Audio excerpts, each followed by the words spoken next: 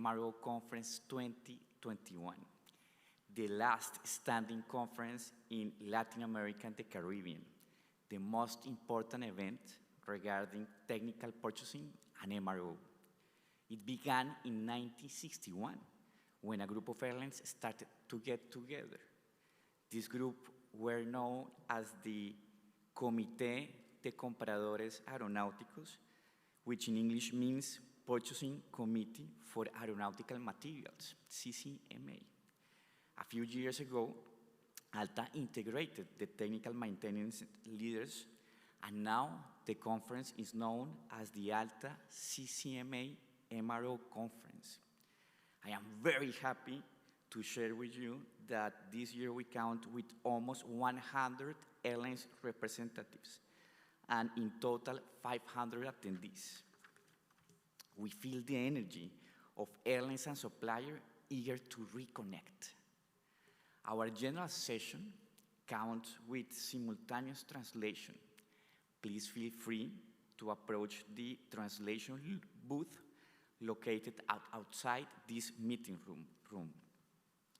Since we are in a speaking country, now I will switch to Spanish. Bienvenidos a la conferencia ALTA CCMA MRO 2021. Permítanme compartirles unos anuncios. Por favor, mantenga su celular en silencio. Les pedimos se familiaricen con las salidas de emergencia.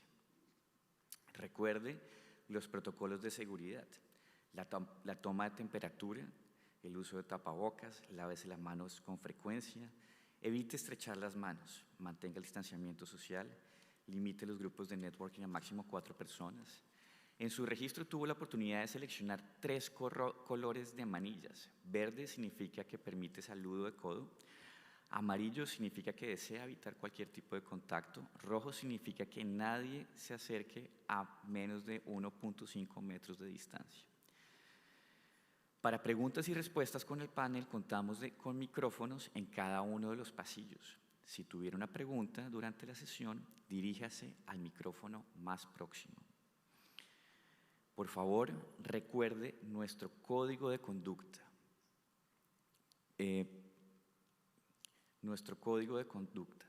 Ningún proveedor podrá invitar a un miembro de aerolínea a una actividad por fuera de la conferencia. Todos los proveedores y aerolíneas con mini meetings deben asistir a sus reuniones. Los invitamos a que nos sigan en Twitter. ALTA aparece como ALTA_aero y use el hashtag ALTACCMAMRO.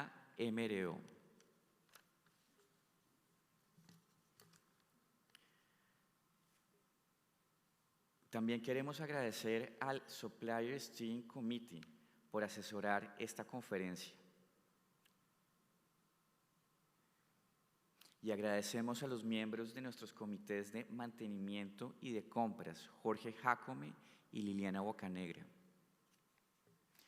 Una vez más, bienvenidos a esta conferencia. Tenemos una agenda enmarcada en la recuperación, el futuro de los MRO, el impacto de COVID en la cadena de suministro, el capital humano, la relación entre los OEM y aerolíneas, la transformación digital y la sostenibilidad. Tendremos una interesante agenda académica con mini-meetings entre aerolíneas y proveedores, reuniones de los comités de las aerolíneas. Esperamos que todas estas actividades traigan valor para las partes y ayuden a impulsar la aviación en la región.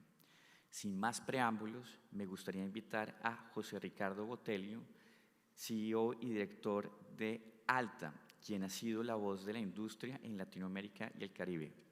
Bienvenido, José Ricardo.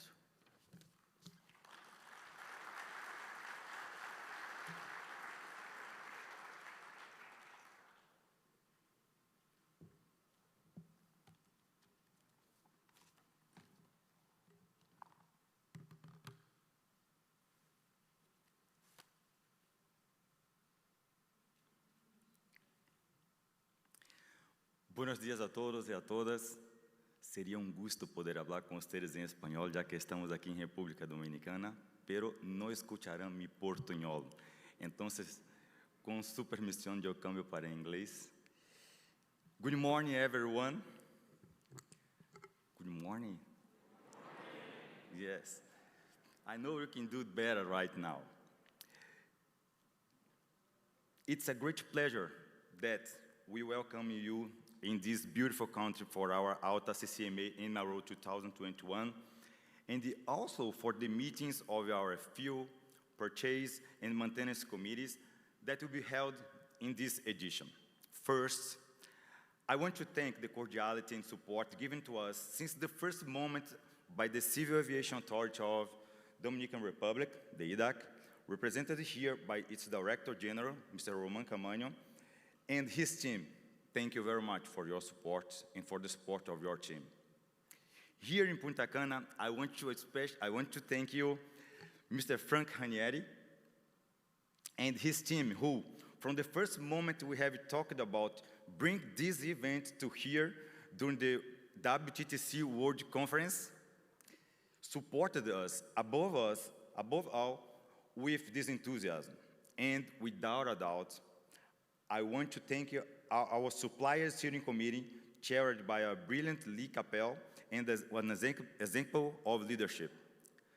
Please, forgive me if I don't mention all of you, but I want to let you all know that your presence here is very important for us.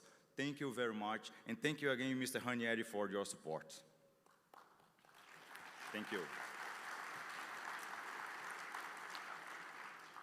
I would also like to mention that I'm honored with the presence for the first time ever of two important members of the ALTA Executive Committee at the CCMA in Mro. Our President, Mr. Pedro Hebron, CEO of Coop Airlines, and our Vice President, Trace Cooper, CEO of Bahamas Air. Thank you very much. Thank you, gentlemen, for your presence at this event. This means a lot for us and shows your commitment with this industry. Thank you for believing. My friends, dear audience, these gentlemen, even in the darkest moments we have been through, they knew that at the darkest second of the night, we had to believe that the daybreak was closer. And I say this because I want to thank you all and each one of you here today and all the companies making this event possible and a great success. Thank you very much for your support, guys.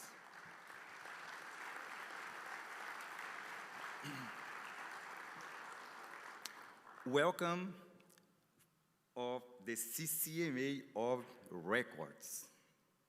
Record with more than 100 airline representatives, over 165 suppliers companies, more than 1,000 of mini meetings scheduled. Record in a post-pandemic face-to-face event with more than 500 people from more than 30 different nationalities. And since we in ALTA believe and support the diversity, an event with a solid women presence. Thank you very much again for you.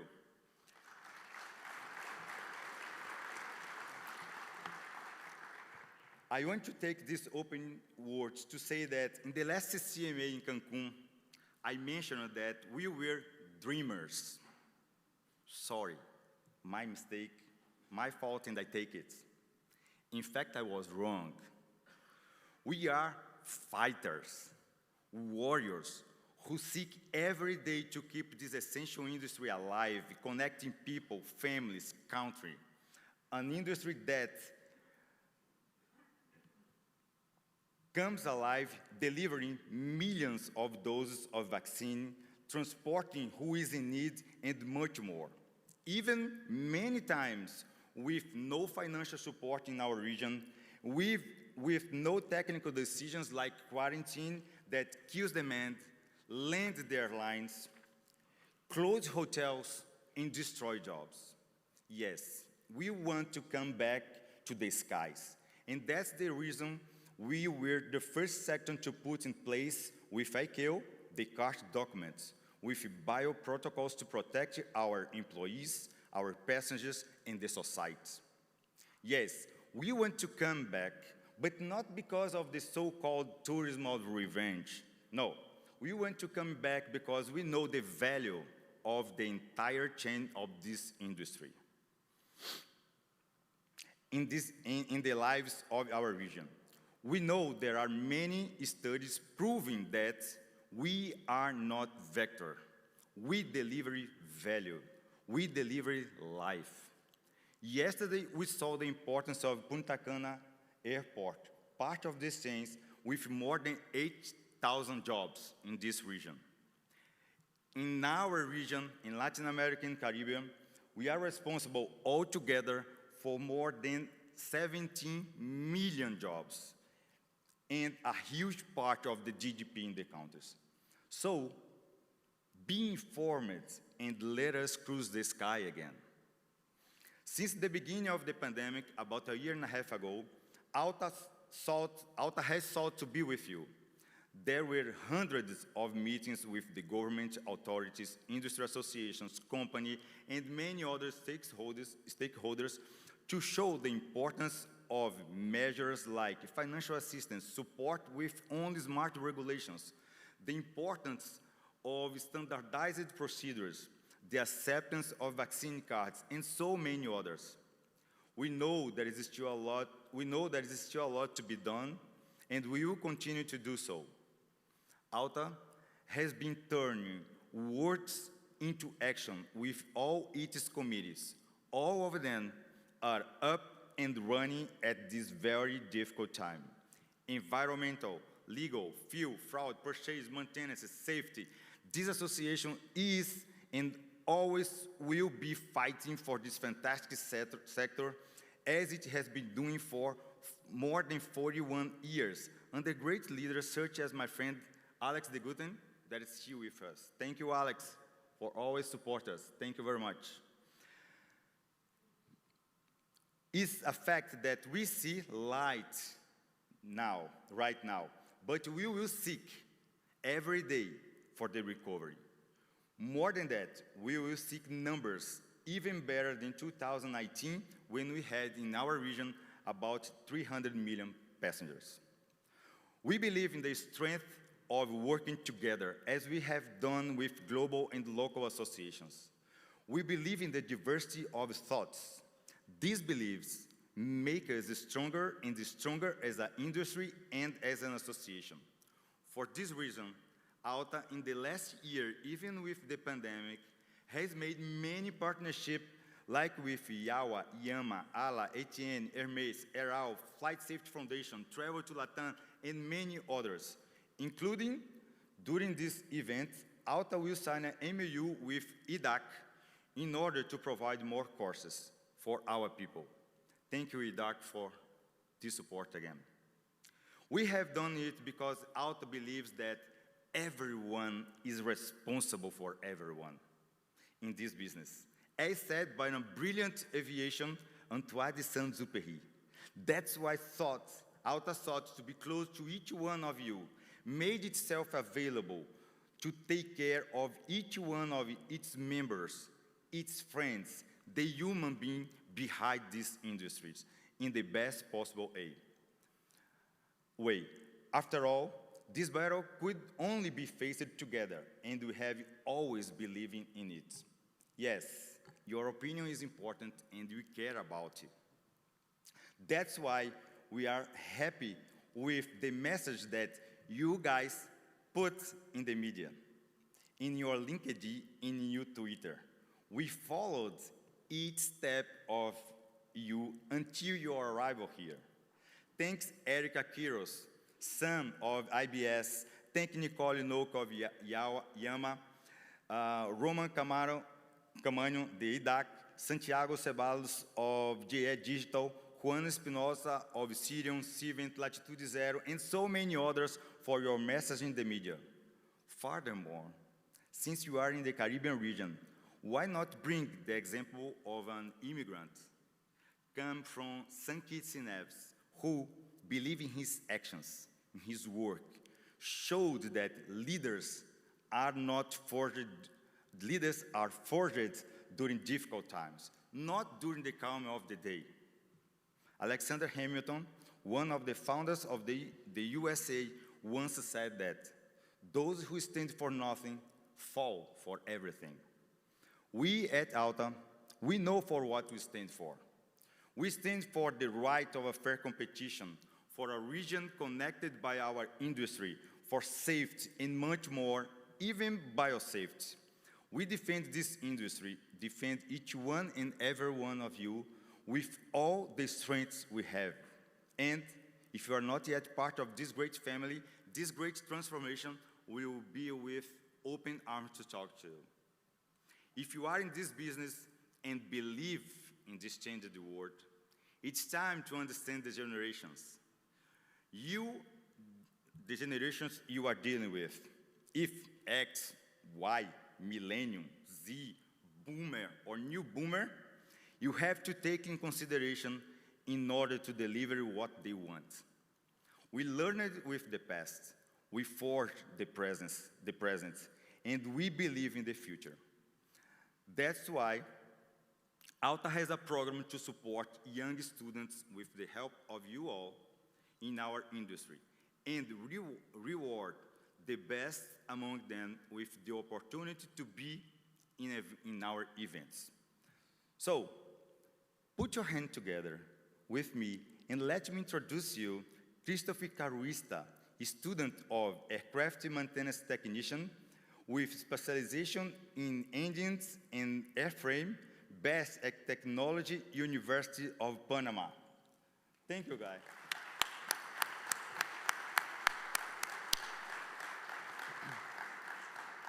Thank you. Good morning, everyone. My name is Christopher Cigarruista. I am 20 years old. I am from Panama, and I am an aviation mechanic student in the Technological University of Panama. My career is specialized in the engines and fuselage. I want this opportunity to be here because I am the best academic grade in my career. I want to say a special thanks to Jose Ricardo Botello, the CEO of ALTA, for this amazing opportunity to be here.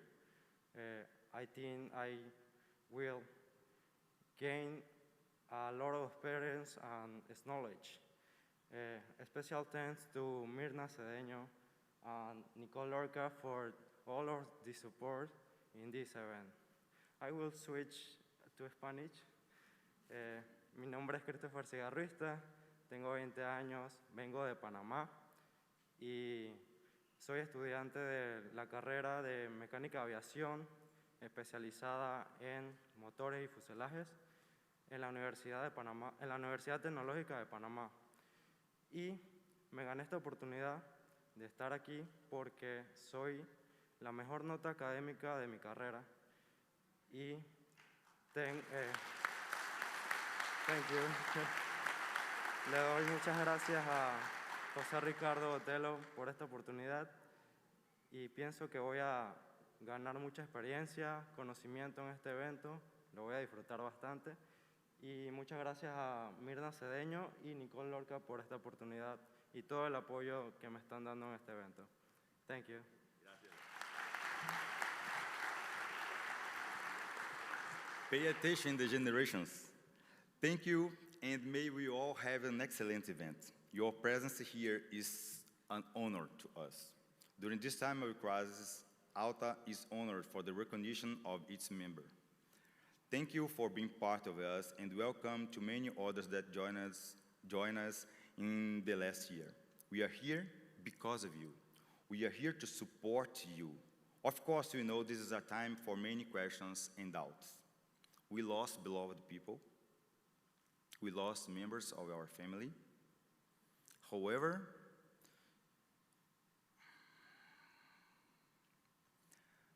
together, let us work with you, because this is not time to ask why, but how. Don't ask why this is happening. This crisis is a real fact.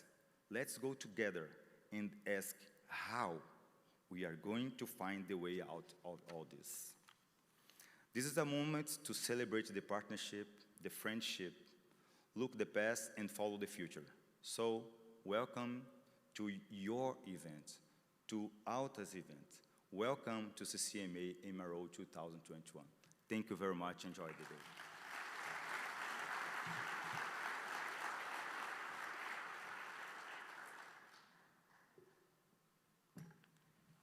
Thank you, Jose Ricardo.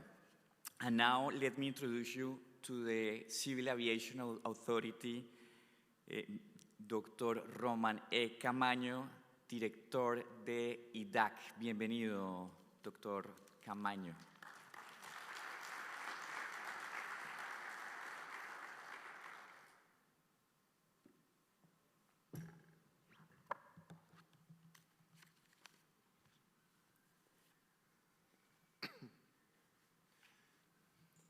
Buenos días y bienvenidos a nuestro país. Señor José Ricardo Botello, director ejecutivo y CEO de ALTA. Señor Pedro Helbrun, CEO de COPA y presidente del Comité Ejecutivo de ALTA. Señora Tracy Cooper, CEO de Bahama Air y vicepresidente del Comité Ejecutivo de ALTA. Señores representantes de líneas aéreas comerciales y demás invitados. En nombre del Instituto Dominicano de Aviación Civil IDAC, de todo el sector aeronáutico nacional y del gobierno del señor presidente Luis Abinader, permítanme ofrecer una cálida bienvenida y un fuerte abrazo fraterno a los participantes en el más importante evento de la industria aeronáutica de América Latina y el Caribe. Y de manera especial, nuestra gratitud a la Asociación Latinoamericana y del Caribe de Transporte Aéreo ALTA por seleccionar a la República Dominicana como sede de este importante encuentro. Esta decisión representa para nosotros una certificación de calidad a los notables avances que ha registrado el país en materia de seguridad operacional, conectividad aérea y recuperación del turismo.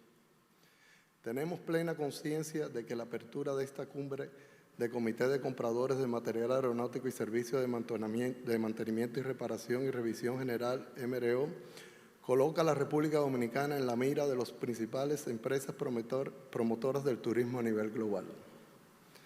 Este evento coincide justamente con la fecha del primer aniversario de gestión del presidente Luis Abinader, un acontecimiento que en la tradición institucional del país implica evaluar los logros alcanzados y los nuevos retos asumidos.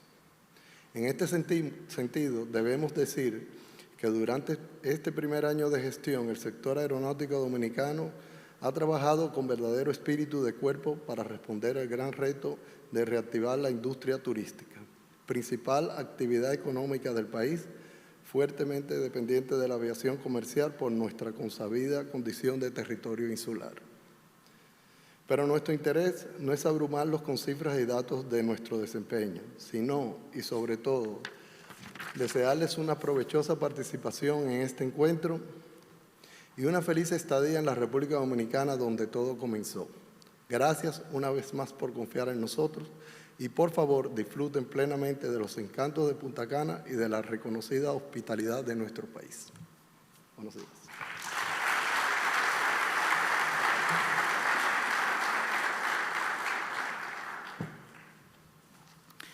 Y ahora, para hablar de los retos de la industria, le doy la bienvenida a Pedro Helbrun, presidente del Comité Ejecutivo de ALTA y CEO de COPA.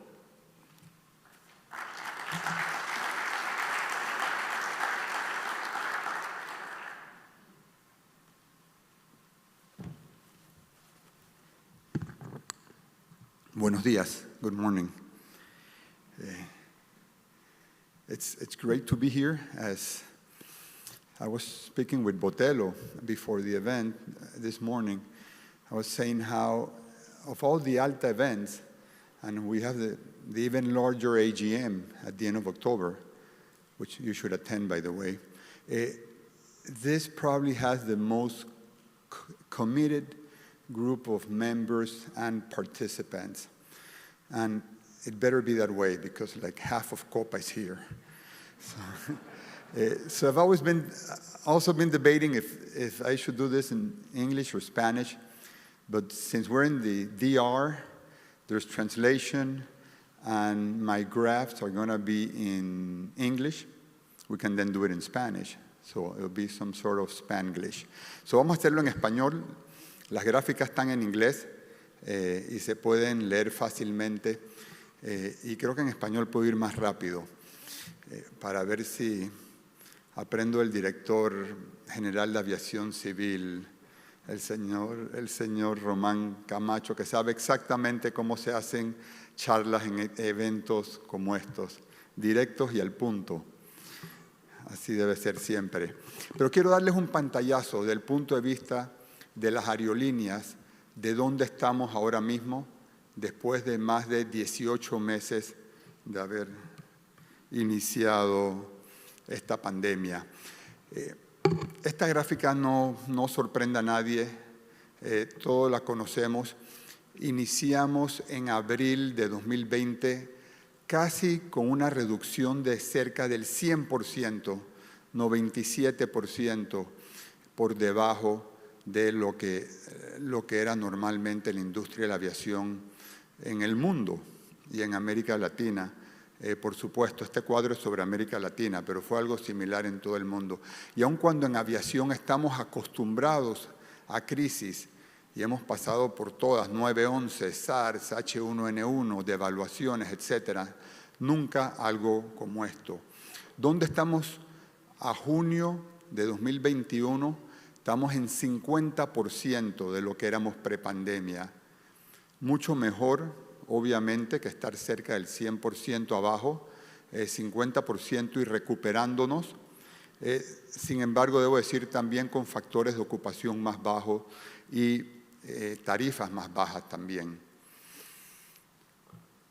Este cuadro es interesante. Son las aerolíneas miembros de ALTA que reportan en la Bolsa de Valores de Nueva York, de las cuales tenemos información pública, por supuesto.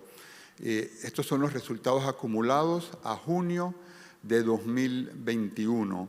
Lo que podemos ver en todos los casos, unos más que otros, pérdidas severas, más de $2.000 millones en pérdidas combinadas en lo que va del año.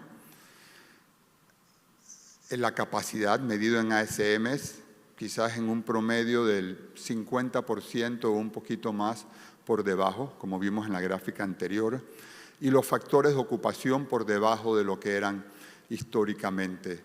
Entonces, un impacto real y severo. Por supuesto, peor fue 2020. Sin embargo, no todo es malas noticias. Esto es proyección de una firma de consultoría de cuándo habrá una recuperación del tráfico. Tarifas es otra historia, pero ¿cuándo habrá una recuperación del tráfico? Están hablando ahora de inicios de 2023, menos de 2 años de ahora. ¿Por qué es esto positivo? Si hubiéramos visto este mismo cuadro hace 6 meses, o más aún, hace 12 meses, se hablaba de una recuperación en 2024 y quizás 2025. Entonces ya estamos viendo una recuperación mucho más rápido de lo esperado. Y creo que no hay mejores ejemplos que lo que está ocurriendo en Punta Cana, donde están ya en un 75% en el aeropuerto. Por supuesto, la recuperación va a depender de las restricciones a vuelos y pasajeros. Este cuadro es un semáforo, se parece a las cuestiones, a las pulseras que nos dieron. Los verdes son los que menos restricciones tienen y han ido a un ritmo de recuperación más rápido. Los verdes y los verdes claros, México, Costa Rica, la República Dominicana está en ese grupo. Y por supuesto los más severos al fondo. ¿Cómo varía esta tabla? Va a influenciar de forma importante la recuperación que veremos en los próximos meses y años. Y esto es un buen ejemplo. A la izquierda es cómo ha variado el número de casos en los diferentes países o un selecto grupo de diferentes países en América. Y bueno, no les tengo que contar que ha sido como una montaña rusa. Tenemos picos, luego valles y vuelve y tenemos otro pico cuando pensamos que íbamos a estar en una situación más predecible. El caso de Brasil, la gran mayoría de los países en América desde Estados Unidos hasta Argentina, Chile y la mayoría entre medio, han puesto restricciones a los viajeros de Brasil a lo largo de este año. Y eso ha significado que el tráfico internacional saliendo de Brasil se redujera en la mitad, comparando enero a mayo de este año. 52% por abajo, directamente relacionado a las restricciones, debido a una de las cepas, una de las variantes que originó en Brasil a inicios del año. Y estos son otros ejemplos también. Primero vemos México y Colombia, donde su reducción ha sido menor, bastante menor que el promedio en América Latina y el Caribe. Y luego Argentina y Chile, donde ha sido mucho mayor. Y la diferencia han sido restricciones, muy pocas restricciones en México y Colombia, muchas restricciones en Argentina y Chile. Y cada uno lo hace, por supuesto, buscando su mejor forma de controlar el virus, pero el costo ha sido alto. Sin embargo, hay buenas noticias. Aparte que las proyecciones son más optimistas que antes, la otra buena noticia es el ritmo de vacunación en América Latina y el Caribe. Y en este momento que estamos hablando, estas gráficas se han movido más a la derecha, ya que los países siguen acelerando el porcentaje de vacunación. Y la confianza que tenemos todos, por lo menos en esta industria, es que a medida que esto progrese, y creo que es una cuestión de meses, de pocos meses, de muy pocos meses, vamos a ver una mayor apertura y con eso una regularización del tráfico aéreo. Pero siempre con esa incertidumbre que nos ha dado la pandemia desde el primer día. Y hablaré un poco de eso en cuanto a en la próxima gráfica hablaré un poco de los retos y tocaré ese tema. Pero ¿qué hemos aprendido hasta la fecha? Lo primero es que necesitamos decisiones racionales. Y dejé entre paréntesis esto de scientific base, porque se hablaba mucho de scientific base, pero la ciencia está aprendiendo y la ciencia ha estado cambiando constantemente, porque todo esto es nuevo. La diferencia quizás con crisis de cualquier tipo, y especialmente sanitarias anteriores, es que esta ha estado en las redes sociales desde el primer día. Entonces, a medida que los científicos van aprendiendo, el resto del mundo, todos nosotros, nos convertimos en expertos y opinamos y criticamos. Creo que no ha habido una crisis de este tipo en la historia que se ha ventilado en redes sociales para que todo el mundo la vea. Normalmente los científicos se pasan meses y años discutiendo y cambiando y aprendiendo y ajustando y después nos los comunican a nosotros, ya con todo bastante bien cocinado. Esta se está cocinando en público y cuando se habla de scientific base es muy difícil hablar de eso porque todavía está evolucionando. Pero sin embargo, el costo que han asumido muchos países y muchas economías ha sido severo y pareciera que hay formas de hacerlo quizás más efectivo con un menor costo económico. Y hay ejemplos como la República Dominicana, que es un buen ejemplo, lo repito nuevamente, y Punta Cana en particular. Cancún también, que está abierto y probablemente está muy cerca del 100%, y otras ciudades también. Y no podemos decir que el virus está peor en estos países y ciudades que en otros lugares que han tenido medidas mucho más severas. Lo otro que hemos aprendido es la importancia, la gráfica habla de colaboración internacional, yo diría también coordinación internacional.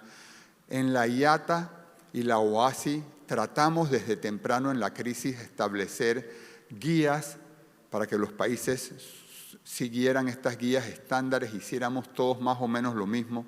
Eso en realidad no funcionó y cada país tiene una medida distinta. Para el viajero es complicado, para las aerolíneas implementarlo es bien difícil también, porque la lista de restricciones es interminable y cambia todos los días. Y lo tercero aprendido es que las cuarentenas no parecen hacer una gran diferencia y el costo es altísimo.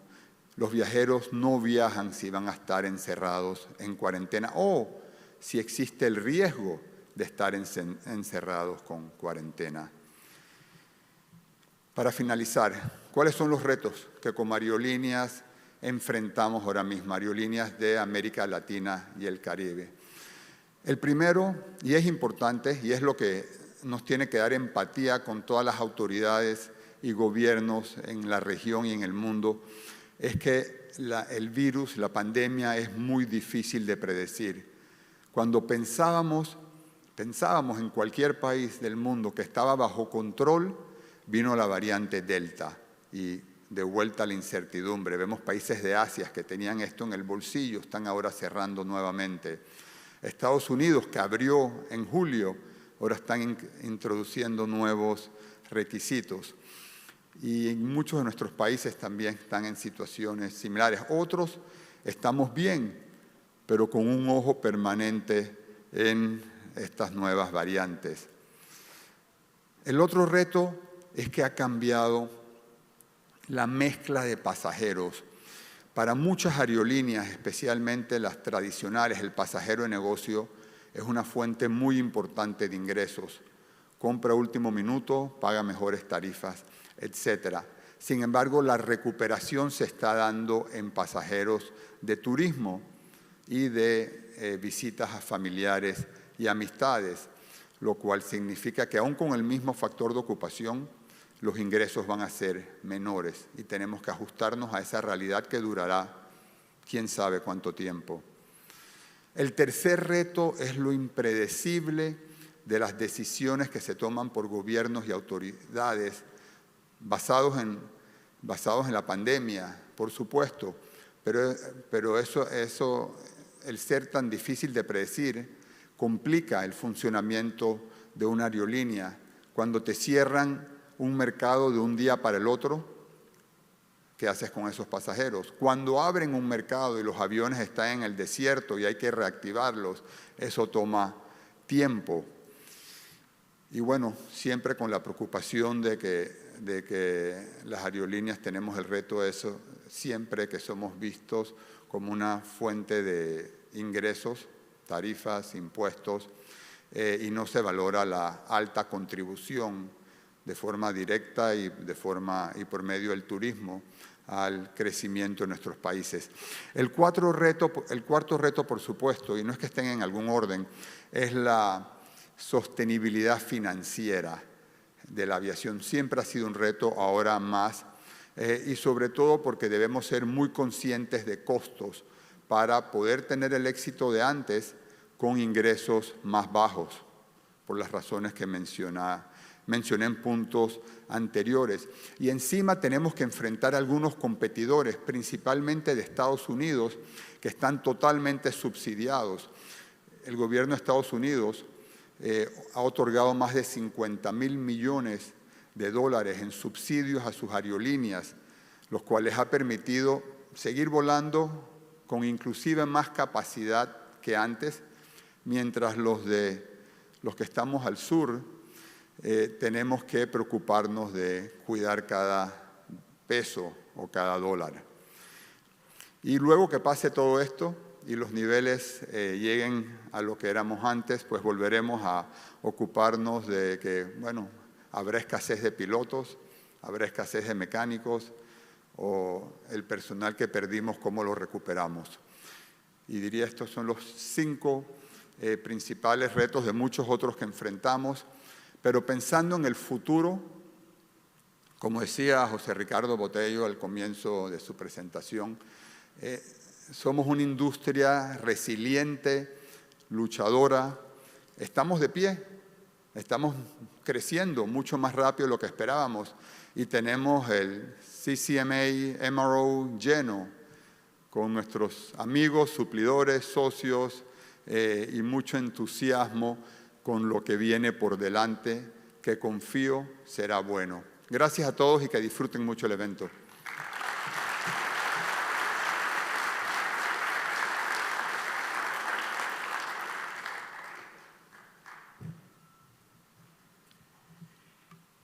I want to remind you, if you need translation outside this conference room, there is a booth where you can retrieve your device. The conference will be conducting in both languages, Spanish and English.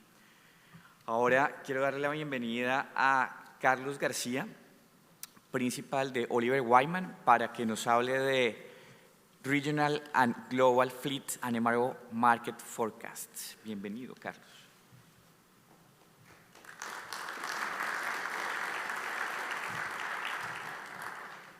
Okay, well, I think that I'm going to do the presentation in English, if it's okay with everyone. Pero bueno, si tenéis dudas, también me podéis preguntar en español.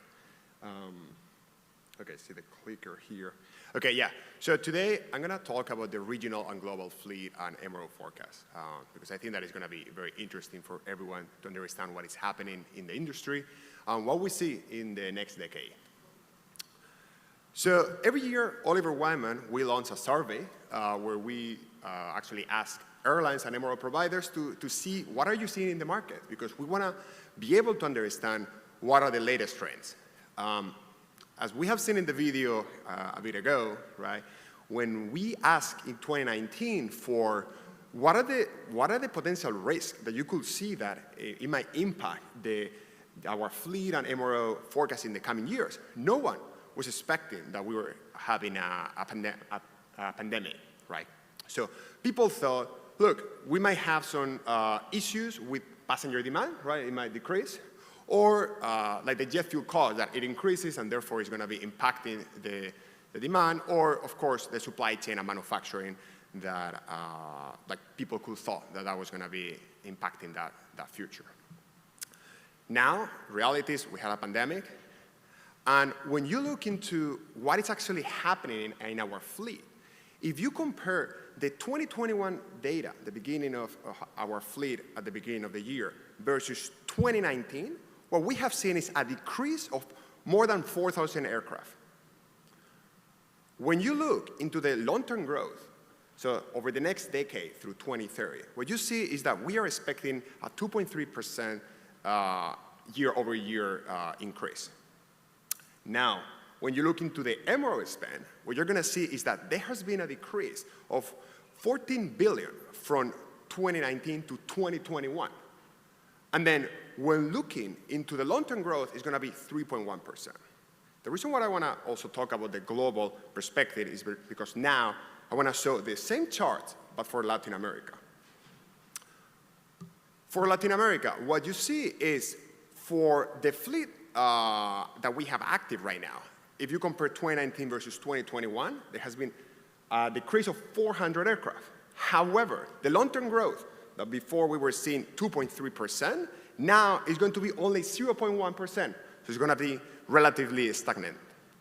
And then when you look into the MRO spend, what you can see here is there has been a decrease of 1.6 billion. But actually something that is quite important to see here is where before we had over 3% CAGR through 2030, here we see a slightly negative increase over the years. So again, we see that there is a difference between what we are seeing in Latin America versus in the global world. So in terms of what I'm going to be talking today, so first I want to continue talking about the fleet forecast, just to understand really what happened between 2020 and 2021. I want to talk about the retirement that we have seen, because I think that will be interesting. After that, I'll be talking about the MRO forecast and the outlook that is going to happen over the coming years. Then I want to briefly touch base into the MRO survey insight that we have seen when we were asking the MROs and airlines. And lastly, I'll just conclude with a few key highlights for everyone. So, fleet forecast. Before I talk about what happened between 2019 and the beginning of 2021, now I want to talk about what is happening over the last year.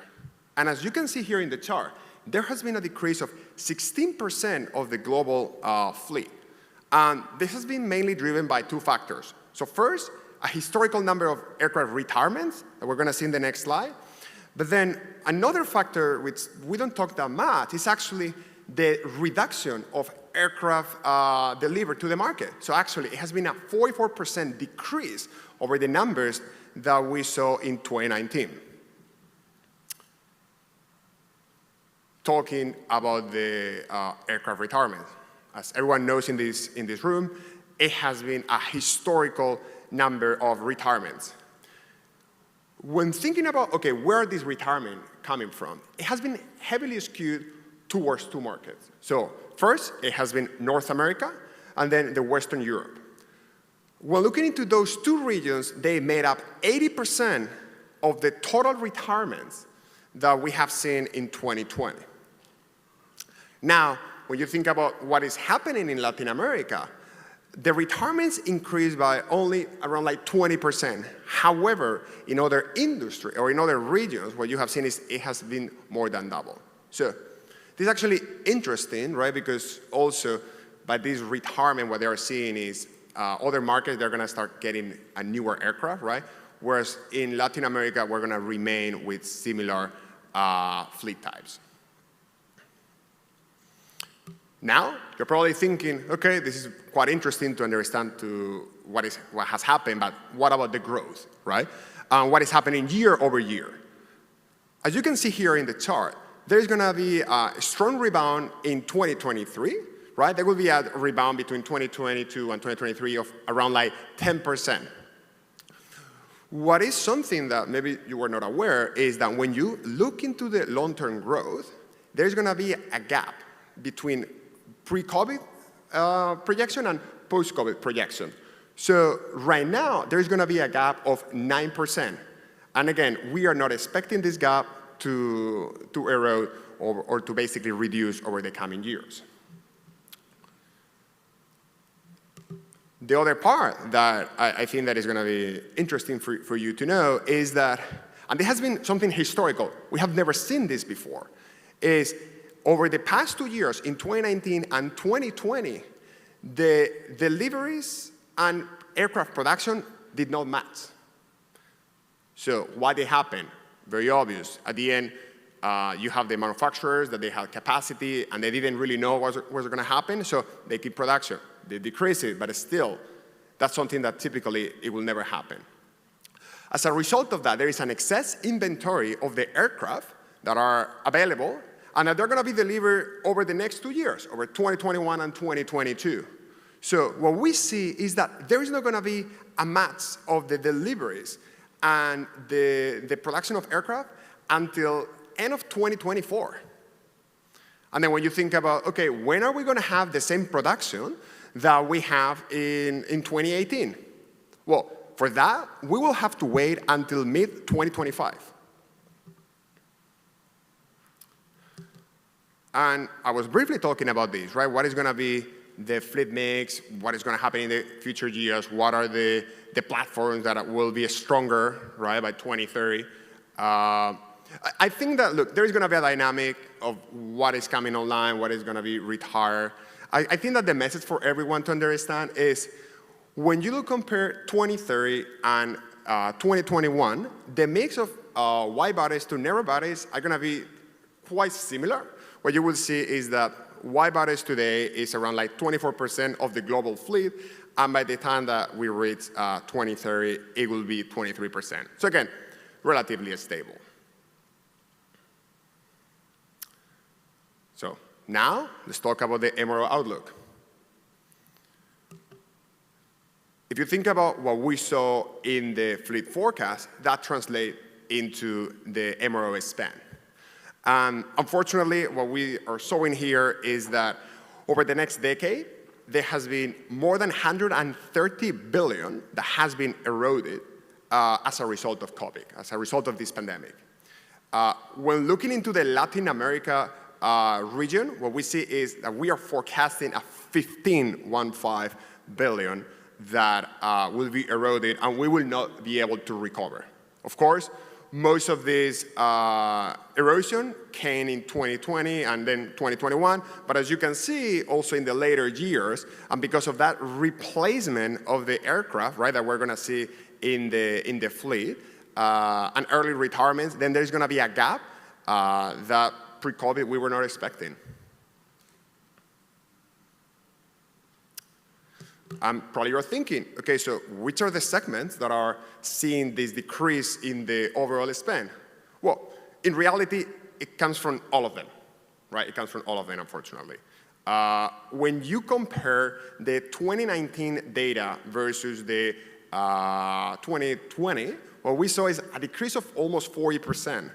Now, that decrease, what we're forecasting towards the end of 2021, is going to be 17%. Now, thinking about which are the segments that will recover faster, what we see is the airframe and engine MRO will be those first segments that will be leading basically the recovery. And then when you think about, okay, and by 2030, so what is going to be the picture, Carlos? Tell me. So what we are forecasting is globally, like 50% of the MRO spend will come related to engines. However, when thinking into the Latin America region, it will be around like 40%. Now, let's talk about what we heard from you, right, in the MRO survey. At the beginning of this year, like, the question that we wanted to understand is, we know what we see in the media, but we wanted to understand airlines and MRO providers. When do you think that we're going to come back to 2019 levels? And the vast majority of people thinks that by the time of before 2023, we will be able to get to that 2019 data. Something I think that, and again, no one really knows, right? But I think that what is important to see in this chart is that airlines tend to be more optimistic than MRO providers. So both places, in both instances, they are agreeing that it will be 2022. However, 50% of the airlines, they believe that it will be before 2023, whereas only around like 40% of the MRO providers are thinking about that date, right? Something that we also wanted to talk about during the presentation or during the MRO survey was, okay, so now you have COVID, what are the measures that you took to respond to COVID, right? Like what were like the actions that also worked best for you? And what you can see here, there is different reasons, but in reality, the vast majority of airlines and MRO providers agree that the reduction of headcount was the most used and actually the most efficient in terms of conserving cash and to be able to survive during this pandemic. Went back to what we just heard a few minutes ago. What we have seen is a difference between what, for example, happened in North America and what is happening in Latin America because of the subsidies, right, that the US government provided, whereas the support that South American airlines received from the government was limited, right, and led to bankruptcies and declared by several airlines. And just lastly about this survey, I think that the other point that we wanted to learn is what are the measures, right, that, what are the challenges that you foresee in the coming years, right? And again, we've talked about this briefly, but we were discussing about the AMT, right, like the technicians that are going to be helping to fix the aircraft, right, to be able to support our fleet growth. The reason why airlines are especially forecasting this issue is because of several reasons. First of all, is the lack of stability, right? Like, it isn't clear when we're going to come back. It's going to be 100% or not. Then the competition that we see for other industries, that they are like taking our talent. And then once they move into other industries, it's quite challenging to bring them back. And of course, there will be like the lack of qualified applicants, right? But on the bright side, or on the positive side, there are measures to actually make sure that we are getting ready for the people that we need. And those are going to be, one, making sure that airlines and like MRO providers are working through apprenticeship programs to make sure that you have the pool of the right talent. And apart from that, one of the other measures that tends to be quite successful is about partnership with technical schools, right? Just to make sure that people that goes into those schools, then they come to the airline industry. So I talk a lot about several issues, right? And I think that I just want to make sure that we conclude, right? Like, and just if each one of you just can remember a few things from this presentation, I want to make sure that you take home that first, look, there has been the impact of COVID-19 has impacted our fleet and MRO, and this is not something that is short-term. We foresee that there will be a gap versus pre-COVID through 2030. Then, on the positive and bright side, what we see is an airline coming out of this pandemic that is going to be more efficient and more lean, right? Which is going to be more fuel efficient and is going to be important for our passengers because they care about the environmental, and also for the airlines because it's going to reduce the cost to operate the flights. Then, will be foreseen challenges with the manpower, but again, we have methods and we have mechanisms to make sure that we are addressing and that we have the right talent to support the growth. And lastly, I think that I just want to say to all of you that you have done a tremendous work, just thinking out of the box, making sure that you were adjusting to all the challenges that we have seen in the market. So again, congrats to all of you for the great work that you have done to be here today, and it has been a pleasure. Thank you.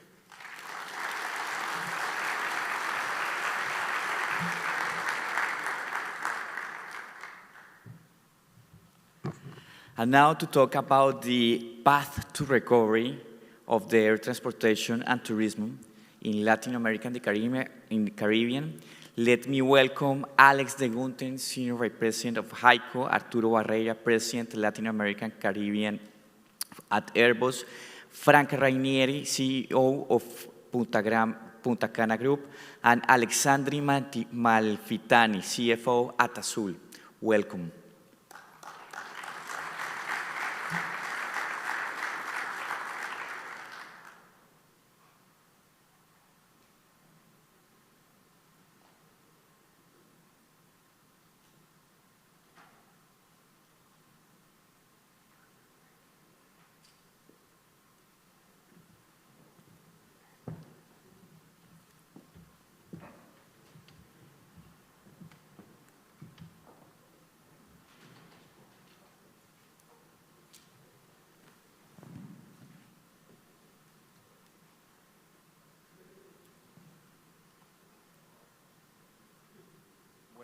Buenos días. Welcome. And thank you for having us. I want to especially thank Jose Ricardo and ALTA for inviting me to moderate this panel. It's always great to be here, and as many of you know, ALTA is part of my family and will always be part of my family, so it's great to be here. I especially want to thank ALTA for at least yesterday for sharing those very nice pictures of me 10 years ago. I guess they're trying to make me look younger, so I appreciate that. And before I start, I want to also congratulate ALTA and the CCMA on 3 very important milestones. Number 1, they just celebrated recently their 40th year anniversary with a lot of success, and that's a great milestone. Secondly, there's also the 15th anniversary of, as Jose Ricardo mentioned before, ALTA and CCMA becoming one. And lastly, but more impressive, at least for me, is the fact that the CCMA has been going on for over 55 years, and of those 55 years uninterrupted. So in these times so difficult, it really shows the commitment of the CCMA and of people to this industry. So congratulations, ALTA, for keeping it.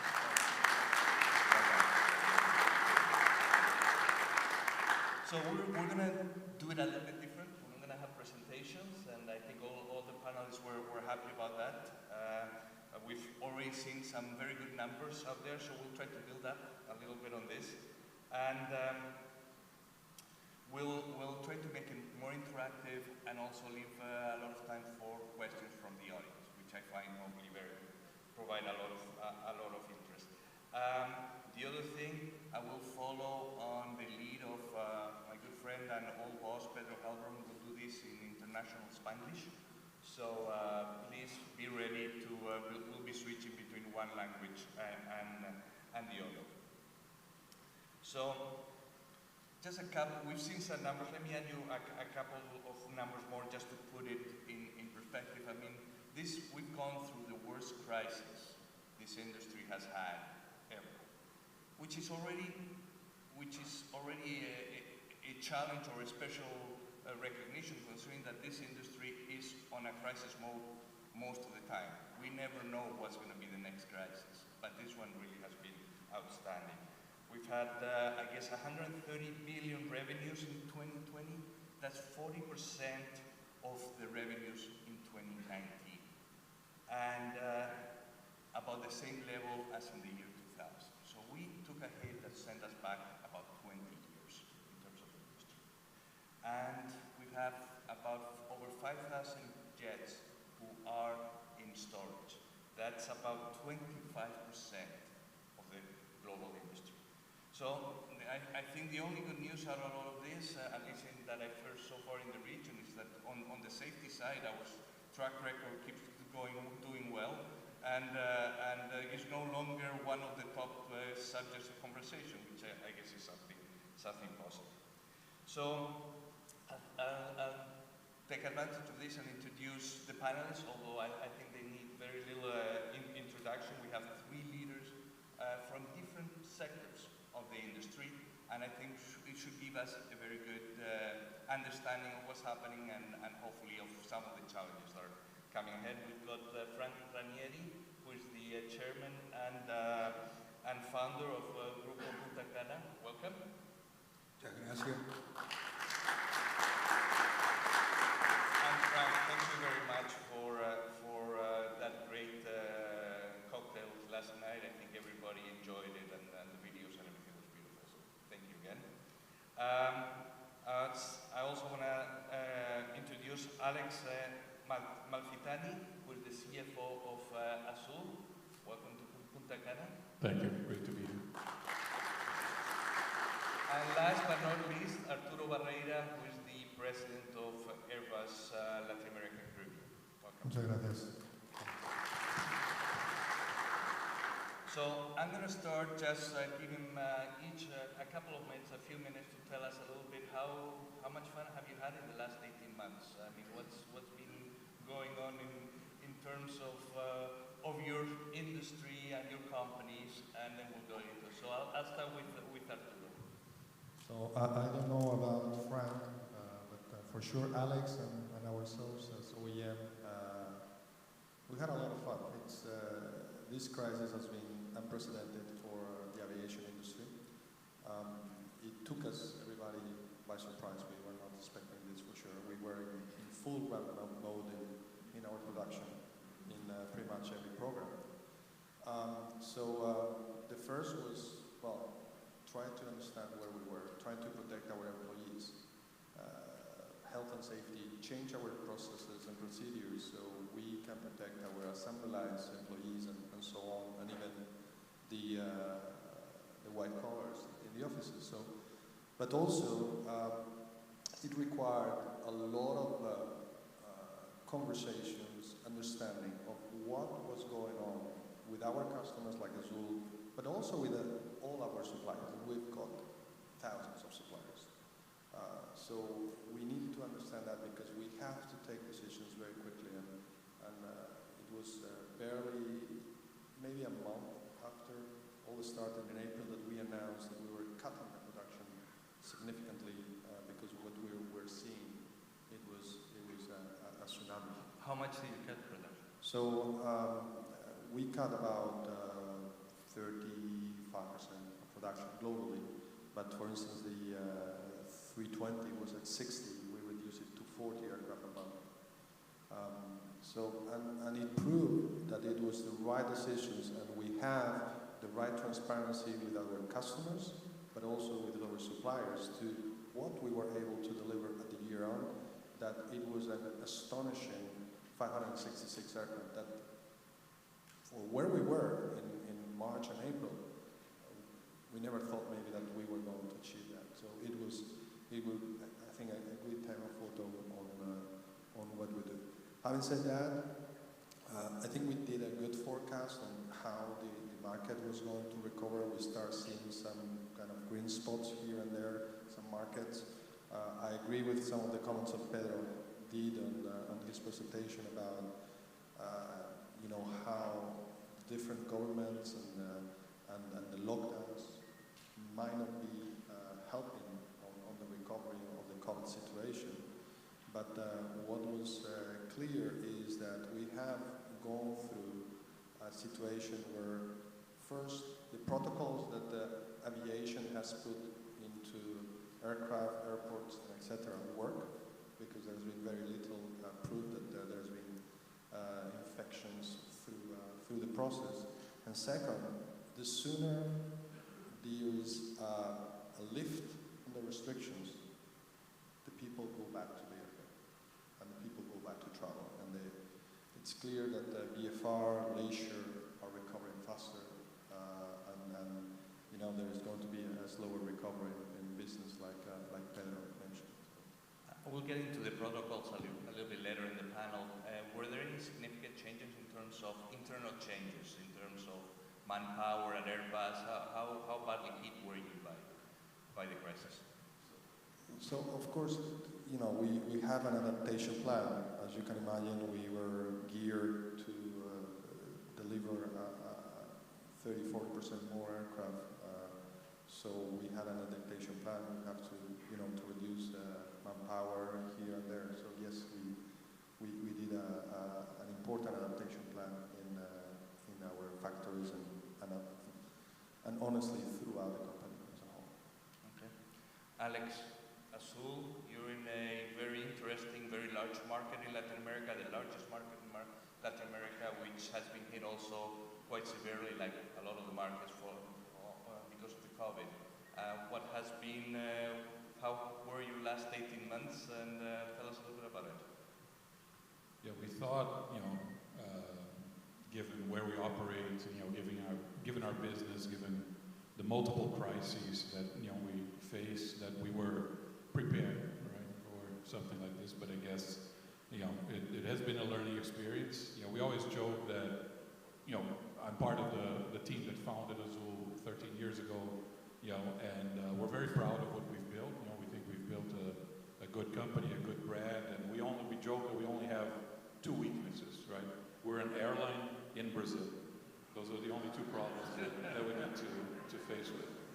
But we have crises all the time. Brazil is a volatile country with a lot of foreign exchange volatility. More than half of our costs are in dollars. There's a lot of Brazil costs, right? There's a lot of inefficiency that's kind of built into the operating structure in the country. But we thought we knew how to deal with it. But this was new, I think, for everybody. This was a completely new crisis, the magnitude, the intensity, the duration. And so we had to adapt, right? And I think that's one of the things that we have learned over time. I think in hindsight, it's kind of obvious, but we, I think, wasted some time trying to predict what was going to happen, right? And in the beginning, we predicted, for example, that we would have, when we were back in April, we predicted that we would be back to 40% capacity by the end of 2020. And we got it wrong. We were at 80% capacity by the end of 2020. And so we said, okay, things are great, things are recovering. And from that point on, we thought it was going to be a gradual recovery until the end of the crisis. We got it wrong again, right? Because we got the second wave, and we had to reduce capacity again in March and April. So, I think it's much more important to adapt, right? To be able to fix your structure and figure out what's the best way that you can be quick to adapt to a changing environment. Like Pedro mentioned, it's going to be a roller coaster. It has been a roller coaster, and it may very well continue to be a roller coaster for a few more months. And so trying to predict, obviously you need to predict, you need to have a plan, but you also need to have you have to have scenarios, right? You have to have an optimistic plan and a pessimistic plan and a rule book to what you're going to do if one of these two scenarios materializes. materialize instead of your base plan. And I think those of you that are doing well, that are adjusting well, are the ones that are going to come out of this crisis stronger, because we are all building capacity to adapt, right? To be more resilient to the crisis. And I think that's been key. Well, on that point, you mentioned that the last two guesstimates you didn't get very right. I'm going to ask you, what's your guesstimate for the end of this year? We're not going to hold you to it based on your track record, but what is expectations of Azul to be at the end of 2021? So in terms of operating capacity, we believe that in fourth quarter we will be deploying our full capacity. We have the ability to fly about 1,000 flights a day. In April of 2020, we reduced that to about 70 flights a day, right? 70. Right now, we're probably at about 750, 800 flights a day. We think we're going to be at 1,000 by the end of the year. And with this prediction and $5, you can buy a cup of coffee. Which is about the money the airlines make anyway on per passenger basis, so it kind of balances out. Perfect. Frank, you have a different situation, tú tienes una situación un poco diferente desde el punto de vista que no como Azul pueden mover los aviones, no pueden mover a otros lugares, tu aeropuerto está en Punta Cana, tus hoteles están aquí en Punta Cana, propiedades. ¿Cómo han sido los últimos 18 meses y cómo ves el futuro? Sin lugar a dudas, primero, gracias Alex, y bienvenidos todos a Punta Cana. Espero que además de disfrutar el seminario, puedan disfrutar del ambiente de esta zona de la República Dominicana, que se ha convertido en un centro muy importante de desarrollo para nuestro país. Sin lugar a dudas, estos 18 meses han sido atípicos totalmente.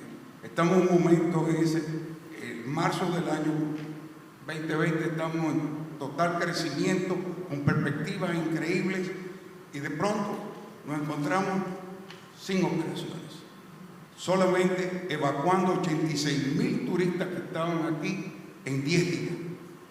Nos tuvimos que convertir... Quizá le puedes ayudar al gobierno americano de cómo hacer esto en Afganistán. Tuvimos que convertirnos en samaritanos, turistas que de pronto ya se les acababa los días en los hoteles, no tenían recursos y tenían que salir, pero no tenían aviones hacia su país. ¿Y dónde llegaban? Al aeropuerto. Ahí tuvimos que hospedarlos, darles la comida gratis, les prestamos baños para bañarse, toallas y hasta sábanas para arroparse. Teníamos que atender, eran seres humanos. Y ahí comenzaron nuestras vivencias totalmente diferentes. En el caso nuestro, tenemos aeropuertos y tenemos hoteles y campos de golf y todo cerrado, sin un solo cliente y sin poderlo cerrar.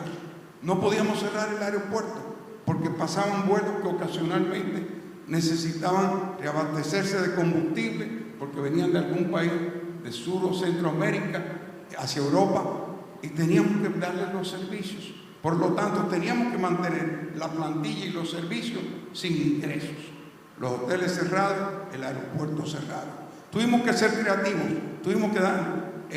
lo primero que hicimos fue integrarnos a la lucha contra el COVID, porque no podíamos mantenernos al margen. Y en eso nos involucramos totalmente como empresa para ayudar al Estado dominicano a poder resolver la situación, combatiendo, comprando equipos y apoyando a las comunidades y supliendo de alimentos a la gente. Con eso conseguimos la colaboración de todos los hoteles de la zona y los alimentos que estaban todos los cuartos fríos estaban llenos aquí, pues preparamos comida para suplirle a la gente. De pronto cambiamos totalmente de un negocio a una acción social. Una acción social. Y así continuamos y nos dimos cuenta que no habían protocolos. Nosotros en el caso del aeropuerto de Punta Cana sacamos los viejos protocolos que teníamos del SAR de hace 20 años y la máquina de detectar fiebre de hace 20 años. Pero no había nada, teníamos que hacer lo mejor posible. Comenzamos a trabajar con el Estado Dominicano y después paulatinamente, cuando se habló de que habían vacunas ya en proceso, nos integramos con el gobierno dominicano, aportamos recursos para poder adquirir más vacunas. República Dominicana, gracias a Dios, tiene exceso de vacunas prácticamente porque adquirió de todas las marcas. Algunas no han cumplido, otras han ido cumpliendo, y hoy en la zona de Punta Cana tenemos el 92% de la población vacunada. Todos los empleados de todos los hoteles están vacunados, porque hicimos un programa público, una alianza público-privada. Tomamos, por ejemplo, la terminal B del aeropuerto de Punta Cana, la dedicamos solo a vacunación y aportamos todo el personal de emergencia de nosotros, o sea, todos los paramédicos y médicos, para ayudar a vacunar. Estamos vacunando más de 2.000 personas diarias, pero le pedimos a los hoteles que sus dispensarios médicos en todos estos hoteles aportaran su personal para poder vacunar a todo el personal de los hoteles. Vacunamos 38.000 empleados hoteleros en una semana.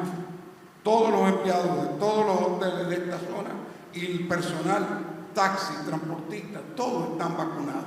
Porque teníamos que recuperar la industria y la única forma era integrarnos, no dejarle al gobierno solo en la solución del problema, sino nosotros convertirnos en el motor en la zona. Y eso nos permitió que fuimos la primera región de la República Dominicana donde ya sobrepasamos el 70% y ahora estamos en un 92% con las 2 vacunas y estamos aplicando la tercera vacuna. Felicidades. Y es una parte muy importante de la industria el poner estos nuevos protocolos, y estaba mencionando antes Arturo y Alex también los nuevos protocolos. Me gustaría hablar un poco más de eso. Está claro lo que han hecho aquí y cómo ha funcionado. ¿Cómo vamos en las aerolíneas? ¿Cómo va Azul en nuevos protocolos? ¿Qué ha cambiado hoy de hace un año y cómo ves eso a futuro? ¿Qué se necesita para que la gente se sienta cómoda de viajar sin ser difícil viajar? I think, specifically speaking, there are a lot of changes, right? So for example, we're deplaning by rows, right? And that takes a little bit more time. We were known for our onboard service, right, with the free snacks, and the health authority in the country suspended onboard service. So there's obviously more intense cleaning and all of that. So there are specific activities and specific procedures. But I think in general, when you think about the concept, it's not different from what the industry has always done, right? I mean, you have to. There's risk embedded in everything that we do, and the aviation industry, I think, is primarily known for mitigating that risk, in a very proficient and capable way, right? And also always dealing with a perception that is unfair, right? I think a lot of people are afraid of flying, but when they look at the data, they should be afraid of, getting to the airport, right? And as soon as they got to the airport, that's when they should start feeling safe, right? And I think there's always a lot of myths and urban legends about, we had to deal with, for example, the feeling that the air inside airplanes was contaminated, right? When it's again the opposite, where you have, high efficiency filters, inside the aircraft that actually help you, protect the passenger. So in a way, there's very specific changes, a lot of things that are new, but conceptually speaking, it's what the industry has always done, right? Dealt with the perception of risk, but dealing very pragmatically with facts and data and procedures and safety measures to make it, as safe as possible. Has there been enough coordination between the different carriers? Because as a passenger, right now you go to one airport and one process, you have one process, you go to another airport, you go to one carrier, you have one. Is there enough coordination in terms of making sure that it's certain standard? I'm thinking, for example, when we had the crisis in 9/11, and now all of a sudden everybody, and this was Monday, they had to put the little bags, with the 3 meals or 30 meals and bags. At the beginning it was a pain, but then everybody knows it. It's the same system in every country. It makes traveling easy. How do you see that from this perspective? Yeah, I think bodies, government bodies and ALTA and associations like that have a big role to play because that's what the customer wants, right? The customer doesn't want to deal with a different rule at every airline, at every airport, at every country. And so if there can be some standardization, I think it will reduce the frustration. It will increase the willingness for people to travel. And, I love my competitors, but we can't coordinate, right? We can't, you know, if we get in the same room, we're either going to kill each other or going to jail. So, you know, we need to have the government, you know, and industry bodies assuming the leadership of that role to try to coordinate. So I know Jose Ricardo doesn't have anything to do and he's bored all day, but you know, if you want some more challenges for you. Arturo, how about as a manufacturer? Are you changing how you build your airplanes? Are you doing anything different? Has the COVID changed your product? So as I mentioned, you know, we have changed some processes because of the COVID, because we need to have physical distances and all that. So, but that was last year. Now it's old news. Now we are trying to improve them. And you know, for instance, there was stations where people were sharing tools. Now you cannot have that. You have to have, everyone has a stool and all that. But I'm thinking more from an aircraft perspective. Is a post-COVID aircraft going to be different from a pre-COVID aircraft? So for sure there's going to be some previous options that were nice to have, like for instance when you go to the toilet and it's touchless. So before it was a nice to have. Now I think many airlines will have that kind of a standard or more common. So those kind of things are going to change, or those surfaces that are antibacterial and stuff like that. So that's fine. We have been also working so the last 18 months a lot on an initiative called Keep Trust in the Cloud. That it was trying to provide confidence that the air in the plane is safe. That is, you know, that the filters, that the way the aircraft, the air conditioning works, and so on is equivalent, and that's what our studies and also our competitor studies show, is that being sitting next to each other in a plane, it's equivalent to having 6 feet distance in a closed space with having the mask on. So I think that was important for the airlines, that was important for the traveling public. We have worked also in, for instance, there were a lot of restrictions on going to Europe to take delivery of planes. So we developed an electronic transfer of title. So electronic traffic of? Transfer of title. So when they transfer to the airline, they don't need to be present. It can be electronically. So today, around 25% of our aircraft are using that technique. So, you know, we have been working with airlines trying to put cargo in the main deck, trying to help them, you know, maximize utilization of those aircraft with cargo that was, you know, at some point in time was super important for many countries. So these are the kind of things that we have changed and to try to help our customers. Okay. Frank, you have anything you want to add to that? ¿Algo que añadir? Yo creo que definitivamente la rápida reacción que se ha tenido en la industria turística a nivel de muchos países como República Dominicana y otros, y el trabajo unido, el sector público y el sector privado, va a permitir una rápida recuperación del turismo. Nosotros estamos previendo que ya en diciembre estaremos de vuelta a números casi iguales a los del 2019 en diciembre. Y que el año 2022 vamos a tener ya crecimiento de vuelta en la industria turística de Punta Cana. Siempre que hablo específicamente de la zona Punta Cana porque es donde tengo todos los números. Creo que, por ejemplo, el gobierno dio un paso muy grande cuando emitió un seguro médico para todo el visitante extranjero que estuviese hospedado en hotel que se contaminase con COVID.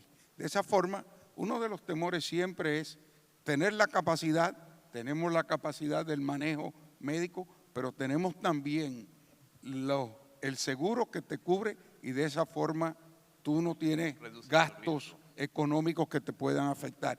Ese tipo de medida es lo que tenemos que ver, que vamos a tener un mundo diferente al que teníamos.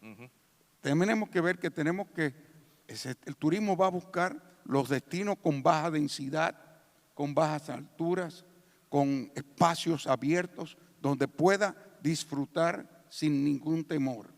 Eso no quiere decir que todo el mundo piense así. Hay personas que no tienen tema de aglomeramiento, pero el 50% de la gente va a buscar un turismo diferente.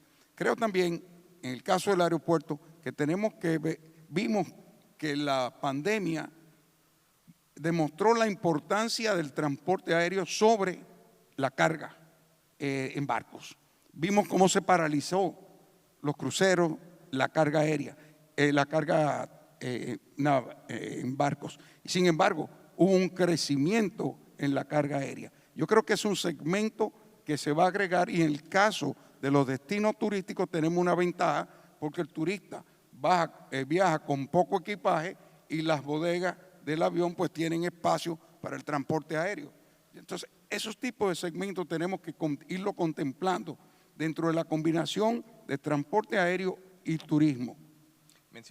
Mencionaste antes el trabajo conjunto con el gobierno.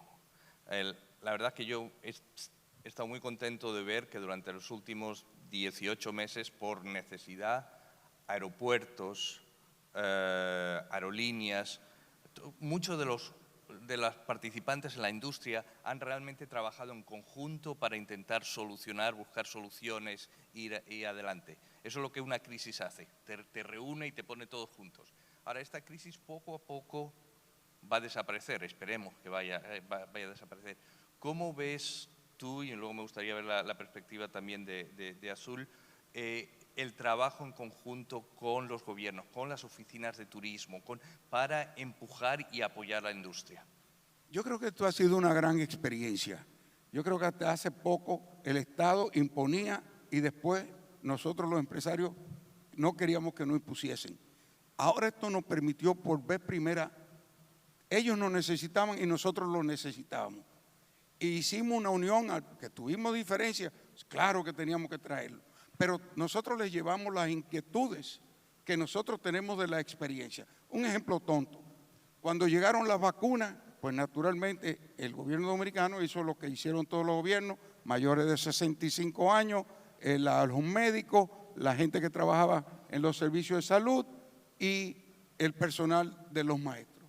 Y nosotros los llamamos y le dijimos, no, tenemos que vacunar al personal de aeropuertos. Están expuestos a gente que visita de los 5 continentes. Son la primera línea, son la entrada al país.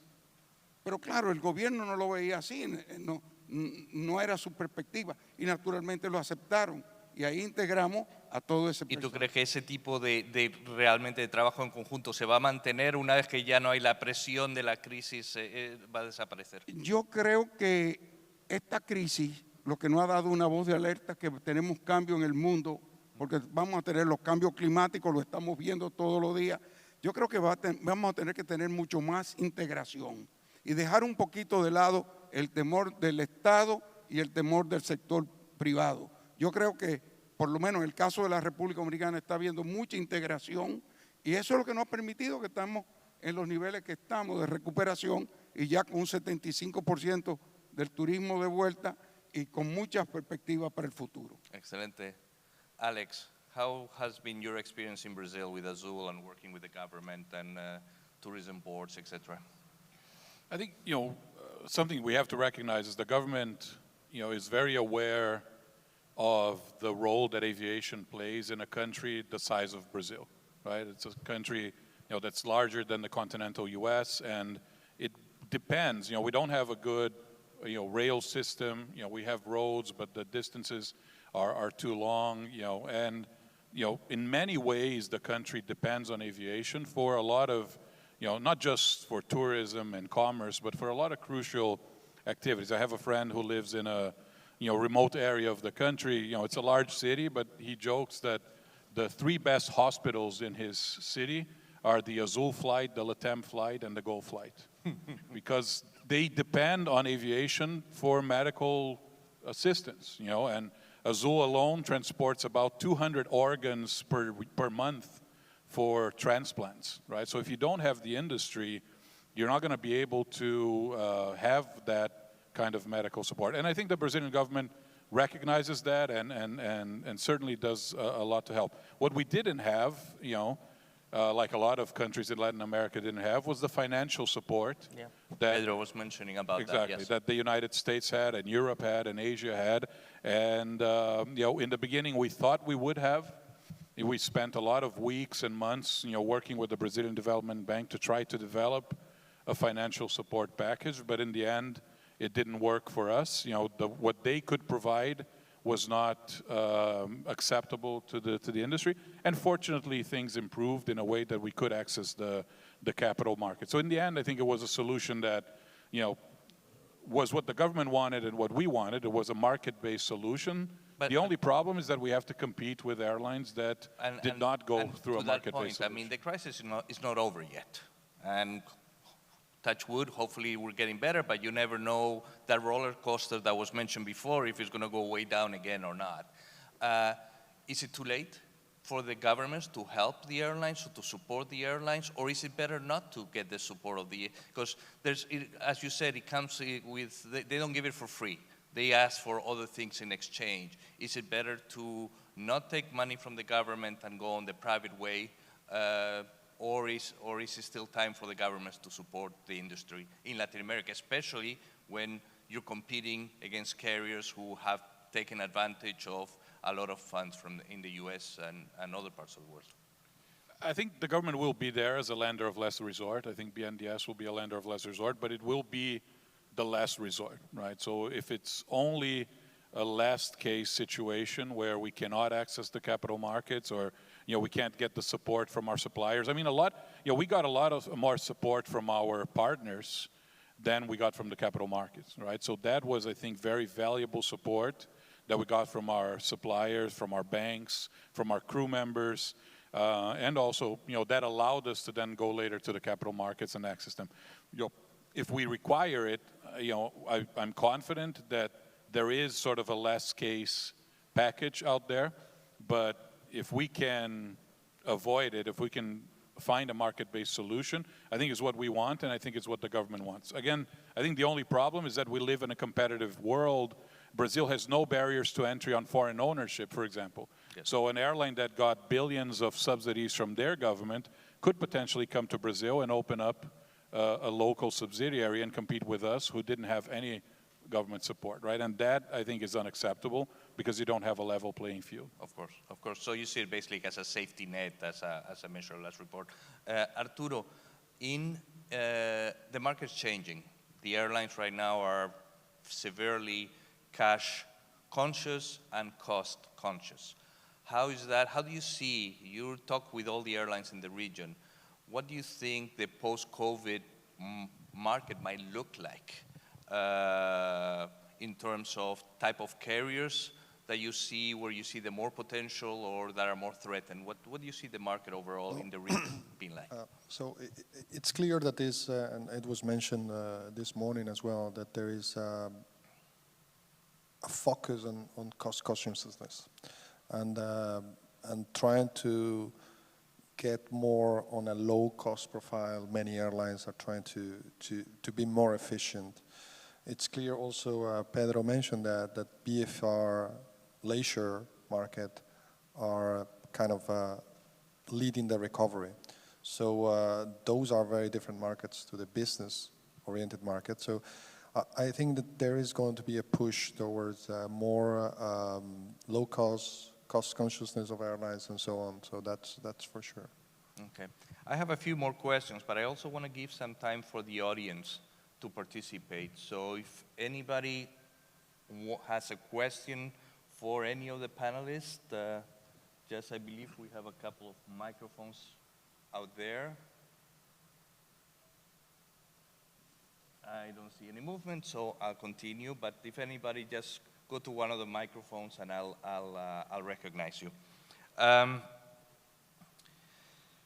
We're talking about the recovery that is coming, and we all hope, are we ready for that recovery? How quickly can we ramp up? I mean, have we lost too many pilots? Have we lost too many mechanics during the pandemic to be able to ramp up or not?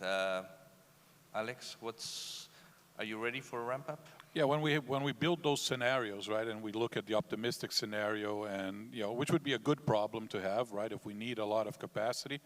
We were able to come to an agreement with our pilot and flight attendant union, so everybody kept their jobs. We reduced their fixed pay and got the equivalent savings that we would get if we had actually furloughed them. So I think we're good on the crew member side.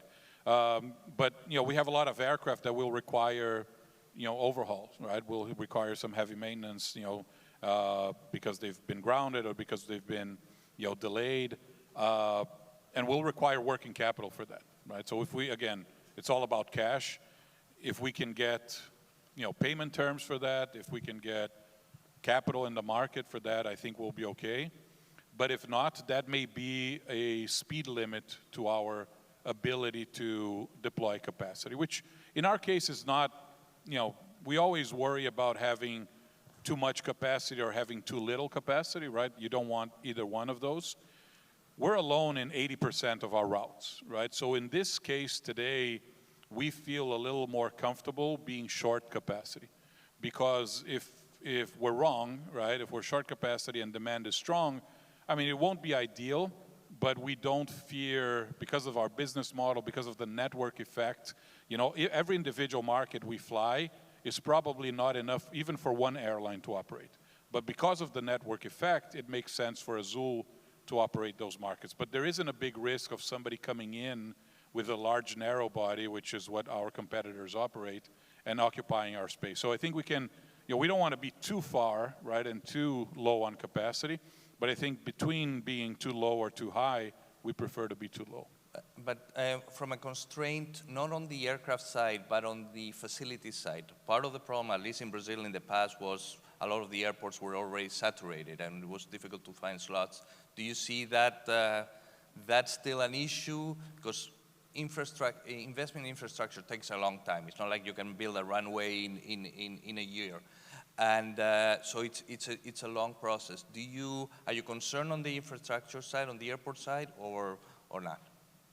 I mean, there's always improvements to be made, but I don't think that's the worst problem that we have. I think Congonhas, the downtown airport in São Paulo, is probably the only airport that's constrained, but the government is considering privatizing it, and they believe they can raise the capacity, or they actually want to raise the capacity at that airport by almost 20%. I don't know if it's going to be a very comfortable experience on the passenger terminal side, but in terms of safety and runway, the airport used to operate with more than 20% capacity of what it had, 15 years ago. So we know the airport can handle it. Again, I'm not going to say it's a state of the art, but between all of the problems or the challenges that we have in Brazil, I think airport infrastructure, at least for Azul, is not the biggest one. Frank, how about for Punta Cana? I saw when I drove, I came in at night, so I only saw a little bit, but I saw quite a bit of construction even getting to this facility here. Sin lugar a dudas, la zona mantiene un crecimiento. Actualmente hay unas 4,000 habitaciones o en construcción o a punto de iniciar su construcción. Nosotros mismos estamos comenzando un hotel de 600 habitaciones el próximo mes. Estamos en el aeropuerto, ya tenemos el diseño completo de la expansión de la terminal B, agregarle otro núcleo, y estamos trabajando en la terminal C, en el diseño de la terminal C. Pero estamos trabajando en el pre-clearance y esperamos que eso se pueda concluir en los próximos meses para que a mediados del año que viene podamos operar aquí en el aeropuerto de Punta Cana. Con pre-clearance. El pre-clearance, lo que nos abriría el mercado norteamericano enormemente. Eso, nosotros estimamos que a la vuelta de 2 años después de abierto, eso va a traer 1 millón de turistas norteamericanos adicionales.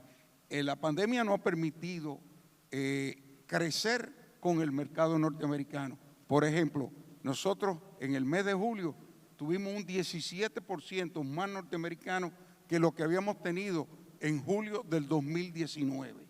Esas son las buenas perspectivas. Ahora con la incorporación de Europa, que ya comenzaron los vuelos, Rusia comenzó lentamente, pero ya se acelera en octubre, y otros mercados.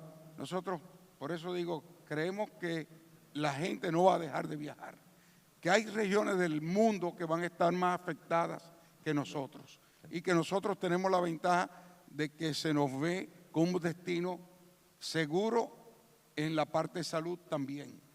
Excelente. I believe, creo que tenemos alguien con una pregunta. Si puedes, nombre y compañía, y por favor. Sorry. Your microphone's not working. Can somebody help the young lady? No? If not? I tried it. Oh, now it's working. Okay.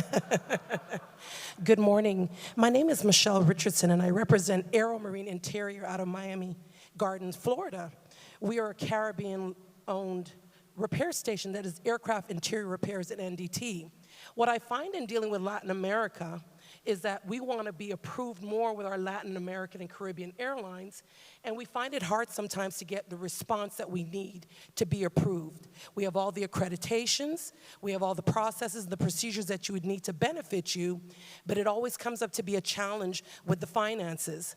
We are willing to work with our Latin American Caribbean airlines, but we need the airlines to work with us as well. With regards to cash flow, what do you recommend is the right route as we're all trying to recover from COVID?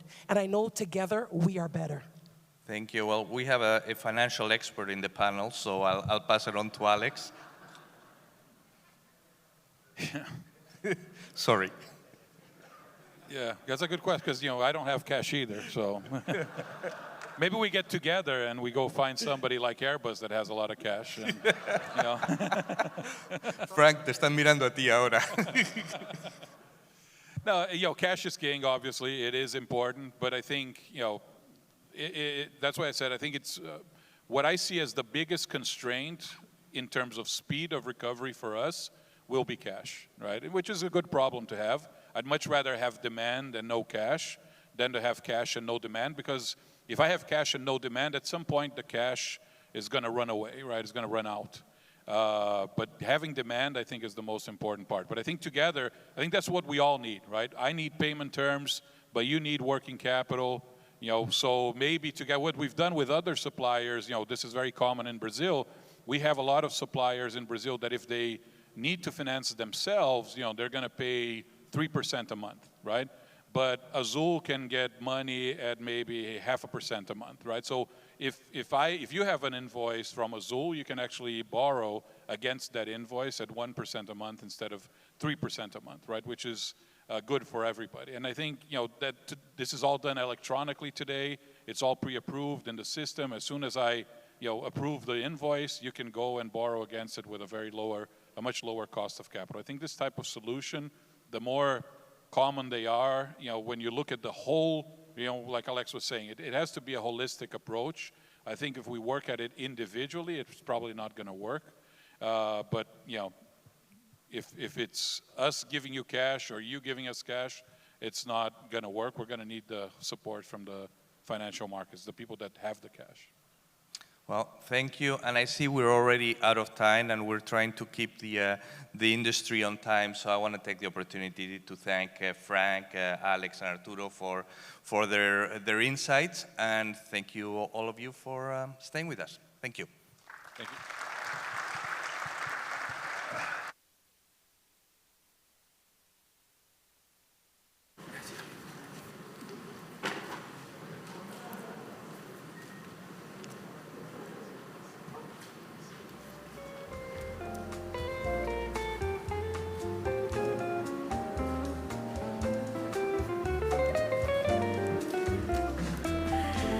We thank our speakers. And now for our next. Gracias, Alex.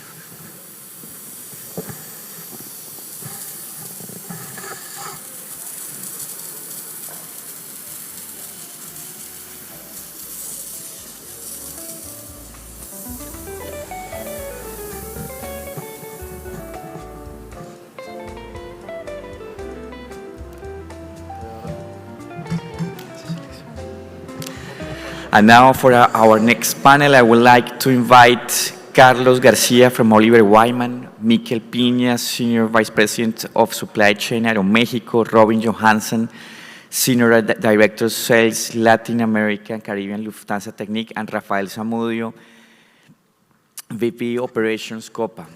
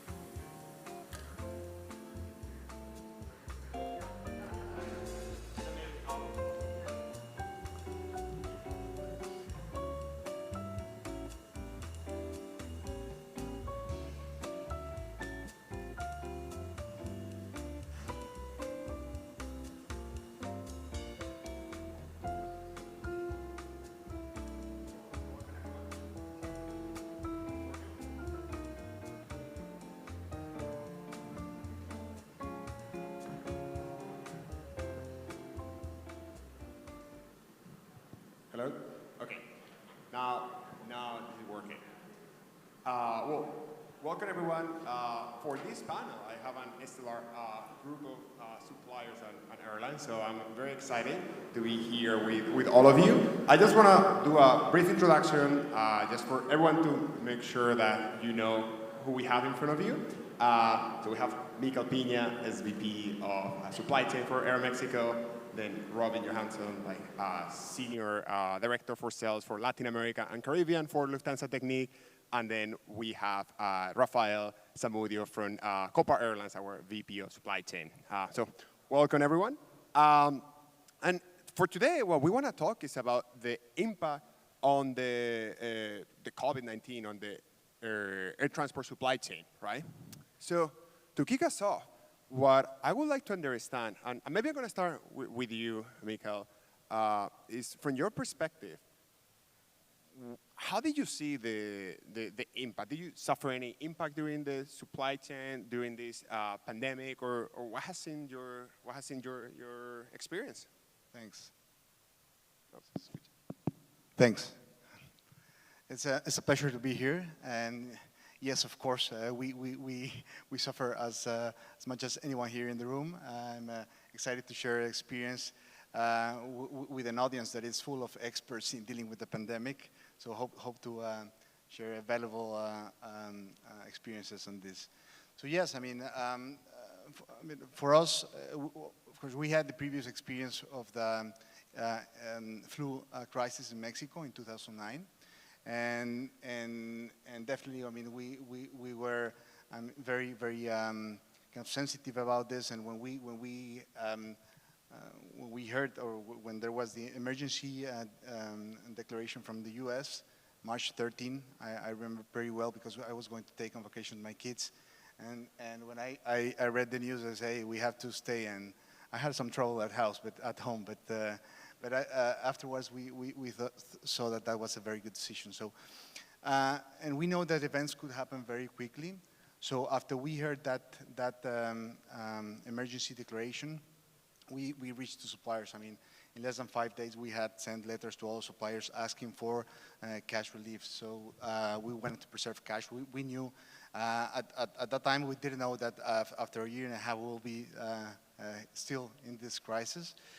Because in 29, it was 4 months only when we were almost back to normal. So when we come to the suppliers, we asked for 3 months or so of supporting cash relief, right? And we thought that was the right thing, and the recovery was going to be very close, right? And for us, that was the most important action for us. Try to because we had a lot of accounts payable, and we need to reduce the cash expense. We definitely received some support from suppliers. I mean, not as much as we would like, but yes, there was a lot of understanding, and they somehow offer some types of credit extensions, and that supported us at least from the beginning. And afterwards, we know that we had to take another tough decisions. But yes, it was very tough for us. So I don't know. Yeah. So I think that's great for sharing. And maybe Rafael, from your perspective, did you experience something similar? I know different country, different airline. I just want to make sure that it was not something specific, right? Like, did you experience, did you go through something quite similar, or? Yes. First, I want to say thank you for ALTA to invite me to be here. And of course, I mean, all the airlines were affected, and we have many ways to try to mitigate the impact. And one of the main things that we had to do is reduce personnel, staffing. And that was kind of painful, not just for an airline, but every single company, either OEM, either manufacturer, MRO, and airline. That was kind of difficult times that we had to affront. We did it. And second is we need to have a way to survive, trying to reduce our cash burden. So what do you do as an airline? You start either parking aircraft, put it on the desert, then you start using your surplus inventory, you start using your green time on engines or airplanes, kind of reducing the out of in flow of cash, but that creates a problem, you know, because while you start reducing the demand on parts, then OEMs stop producing, the MROs stop reducing inventories, and that creates a domino effect that is creating a huge impact right now on airlines because the lack of spare parts that we can now buy in the market and the turnaround time on parts. When you repair parts, the lead time and turnaround time on parts are probably double what it used to be in the past. So that's a problem that we are facing as an airline, and we need to work together with airlines, OEMs, and MROs to upfront and reduce that impact. Okay.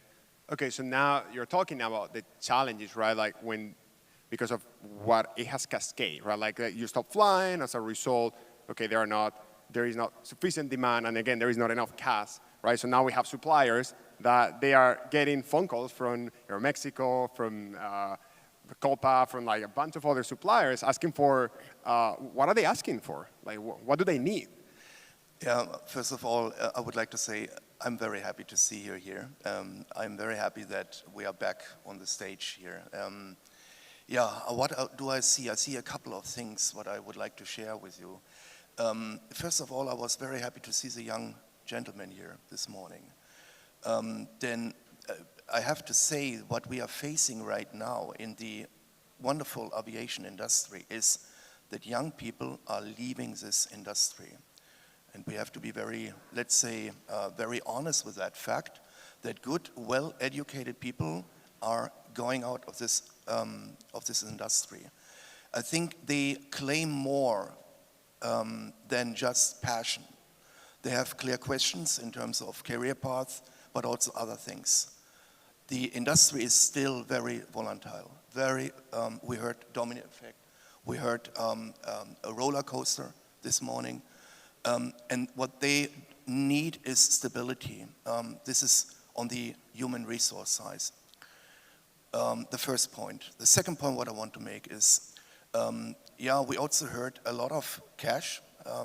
That also counts for the suppliers. Every supplier is very careful to invest right now in spare parts. I personally do not believe in this wave of surplus or even tsunami. I think this is something from Oliver Wyman, a word, tsunami. Where should this tsunami come from? I mean, the OEM, the supplier, didn't produce more material. Yes, maybe dismantle of aircraft, but that will be a one-time effect. So there will be a very high need of material. And that in a time, and now I come to the third part, in a time where the market is picking up. Right now we have multiple RFP on the table, and we have in the Latin America and Caribbean round about 12 startup carriers. It's a great message. And by the way, minimum one of this beautiful island. So the market is picking up, and if you take now all 3 points together, point 1, HR, point 2, lack of investment, will result automatically in quality. And that's exactly what right now happened. You just mentioned that, turnaround time. We are lacking of manforce, of power, HR power. By having the lack of investment, and I'm talking in general, this is a general observation what we have, leads to less quality. And that's, for me, a very dangerous development right now. We need to get out of that. And I personally, I think within the next 12 months, it will look in another way, that their demand will be there, again, stronger, and that also the suppliers will be come in a situation to invest more in spare parts. It's not only pool adjustment, it's also the on-site stock material, what airlines need in order to ensure their operation. So actually in that line and these trends, right, that we're going to see in the coming month, as we were discussing before, there is, because of this wave of retirements, right, that we saw, the USM material, the availability in 2019, it was around 6 billion. But for 2022, just because, again, like all this excess of retirement, right, that they were not planned, there's going to be around like 8 billion of USN in the market availability, which again, I think that this is changing, right? Maybe what historically airlines have been doing to actually fulfill their supply chain, right? Just because previously it was quite challenging to get USM.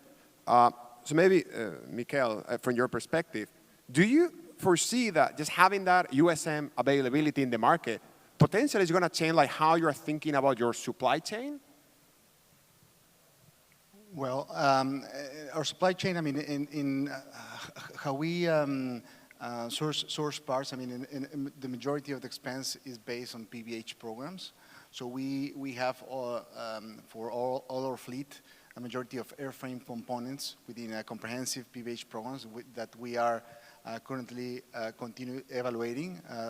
Due to this pandemic, we have renewed those programs and also bring more flexibility into them, because one of the things that we see that is required right now is have flexibility and variability, right, into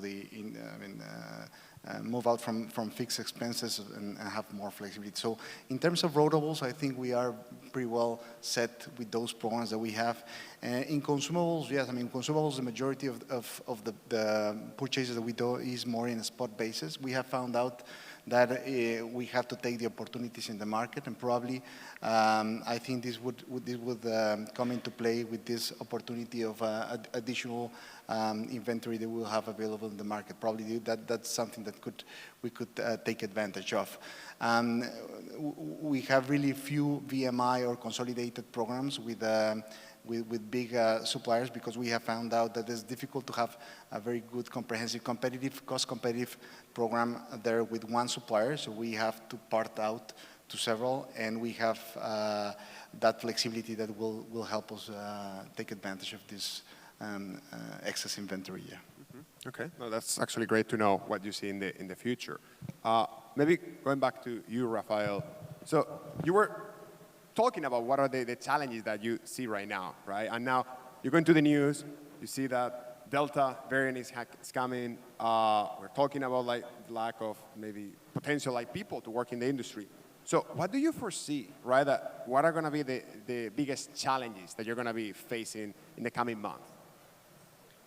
Okay, for us in Copa, and as you might know, we sold some of the Embraer airplanes that we were flying, some of the 700, so our fleet has been reduced. Even though that if we get like 100% of pre-COVID, our fleet is going to be smaller than it was. So for the technicians, I don't foresee that could be a problem in the future. So we're going to be able to get mechanics, the ones that used to work with us before, some employees that used to work with us before. So the challenge that I've seen in the near future are the lack of spare parts. And you said, or you talk about surplus. Yes, that could work for rotables, but as Michael said, consumables and in other components are not going to be easier to get onto the market. And those are the ones that are going to affect our airlines on turnaround times, lead times. When you try to buy those components or those consumables, lead times are 90 days, 120 days, and you need that for tomorrow. So those are things that I see that are going to be the problem. Most factories that used to were in China, that were producing consumables and all that, they start seeing demands on face masks. So they start producing those materials, and now they are in another market. So that's going to be a struggle that as an airline we're going to be facing in the near future. Okay, so for sure that this is going to be a bumpy road, right, like during the coming month. But again, we have suppliers. We have Robin that is going to be there helping both of you and like all the people here. So from a supplier perspective, how can you help airlines, right? Or what do you expect that you're going to be able to provide to the airlines as they go through this bumpy road? And of course, you also will go through that bumpy road. But what do you think that it would create the most value to the airlines, right? Like, how can you think about that? Well, in the first stage, I think the classic supply concept will not change fundamentally. Airlines need LRUs, period. Very simple. Airlines need expandable and consumable supply. I think the suppliers nowadays, they are more challenged in a way of finding more flexible modules to react on fluctuation of usage of the aircraft. For example, what we call flight cycle matrix, when an airline is, let's say, parking a significant amount of aircraft on the ground, the supplier cannot just cover their fixed costs because everybody is hurting. Nobody is earning money from that aircraft. I think such kind of new models needs to be implemented to react in a very flexible way. On the other hand, I said before, we are somehow sitting in the same boat. I mean, we also lacking, the industry, the supplier industry also is lacking on cash flow. We also need more security in terms of risk management. Nowadays, we have been asked for payment terms of 120, 100, up to 150 days, which is nothing else than a free of charge supplier credit. Very simple. So someone has to pay that. I think such kind of module to react in a most flexible way with all understanding of lacking cash, but either we share the pain together or we will not find a solution. I think that will be the keyword for the future. No, that's great to hear that you guys are going to continue working together. Maybe I want to go back to Mikael. When we were talking about, okay, what you did right during the pandemic, right? When you were like getting ready internally, that it was, of course, one part talking with suppliers, but there were a series of measures that you did, right? I guess to be more efficient. So can you describe the type of measure, and of course, sharing whatever you can, that you did that worked well, that post-pandemic, right, is going to continue to be in Aeromexico, right? Well, I think the first and the most important for us is variability, is make the operation variable. So, for example, for our contracts that we are keep on renegotiating, but for some PBH contracts we had no minimum for operations, and for other contracts with suppliers, important supplier for us, we had to get to an agreement to avoid minimums in the contract, right? So going forward, that's we are bringing more flexibility into the contracts, reducing the minimums or eliminating them, which for us is pretty relevant to be more resilient when you face a crisis like this, right? So that's one of the first measures that we have taken. And the other is, well, a measure that is going to be difficult to change is the reduction of personnel, the restructuring of our processes, internal processes, which resulted to be good in order to be able to manage kind of the volume that we are right now handling, which is probably not back to the pre-pandemic levels, but I think it's pretty relevant business level. And we consolidated some areas and which changed some processes in order to be able to be more efficient. We had to reduce, for example, the persons that operate in the areas that are more transactional, probably repairs and warranties or a purchasing department. And we had to bring the planners, the material planners, more into the purchasing role. It was difficult because in our process that we have, we separate the one that decides what's to be purchased with the one that decides who to purchase with, right? And at what price. But right now we have found out that we can have pretty good control processes, more integrated between the planning and repairs and buying areas, right? So I think those two probably big ideas that resulted pretty good for us, right? No, I mean, we took many other, like, let's say, short-term decisions, right, in our planning, and we changed metrics for planning, parameters very rapidly after the pandemic, and we have learned how to adjust and to try to, let's say, find curves that better fit the demand. That's too technical to bore the audience, but something like that are actions that have been helping us. And other things that we think that there's going to be important for us going forward as well is bring tools into the team, more planning tools and tools to reduce the transaction of the purchasing and repair departments. Okay, so actually you hit on an important point. So now it's more tools to help to grow and to be more efficient, right? Just to make sure that you are managing the same volume but with less people and more efficient, more rapidly. Rafael, in your perspective, like having those tools is going to be something that is important as well from your perspective, and where are you along the digitalization, right, or of certain functions? Yes, but I want to go back to the questions Sure. that you just did. Is that I think that what we have learned from this pandemic is, I would say, is people, contracts, and technology. Those three areas. First, we were able to keep the best people that we have. I'm proud to have my both right hands here, Luis and Daniel from Purchasing and Maintenance. So thank you, Danny and Luis. Those are the main talents that we were able to keep, and they are supporting the airline and being able to stay where we are today.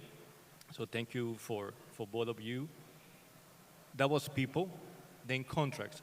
We learn many things on contracts right now because many, and you know that, many of the contracts that we were having on PBH, they had minimums, okay? Nobody ever thought that the minimums could be 0. And that's something that we learned. And now we're going to have different clauses in our contracts. Now we have to protect our company from minimums. Now we have to figure out different clauses that also protects us as an airlines, you as in OEMs or providers. I mean, we had learned about that in the tough way, but that's a lesson. And third, technology. And we realized that with less people, we need to do not less, but twice of what we used to do before. And now that we are ramping up, we are getting more airplanes back from the desert. We're not getting the same people that we used to have before. So having automatic process, robots that duplicates whatever a clerk does, that creates efficiency. And that's kind of the way that we need to go. Try to use technology, learning machines, all kind of statistics to kind of reduce the amount of burden that we had right now, trying to buy with less people, trying to repair with less people. So that's the only way that we can survive in this new world, if you want to call it. Mm-hmm. So, Robin, how suppliers are going to be able to coordinate with airlines that are going to be in a more lean, but with more technology? How do you see that this is going to change the way of working, right? And also like requesting no minimum guaranteed hours or like a reduced minimum guaranteed hours. So how is it changing your world now? Yeah, as you maybe realize, I'm jumping here a little bit in my chair now. No, I think I said it before, and that's a good example. We found good solutions. We were able right away to change the agreement in a way that you can live with that, and which gives you answer on this 0 flight hour, let's say utilization.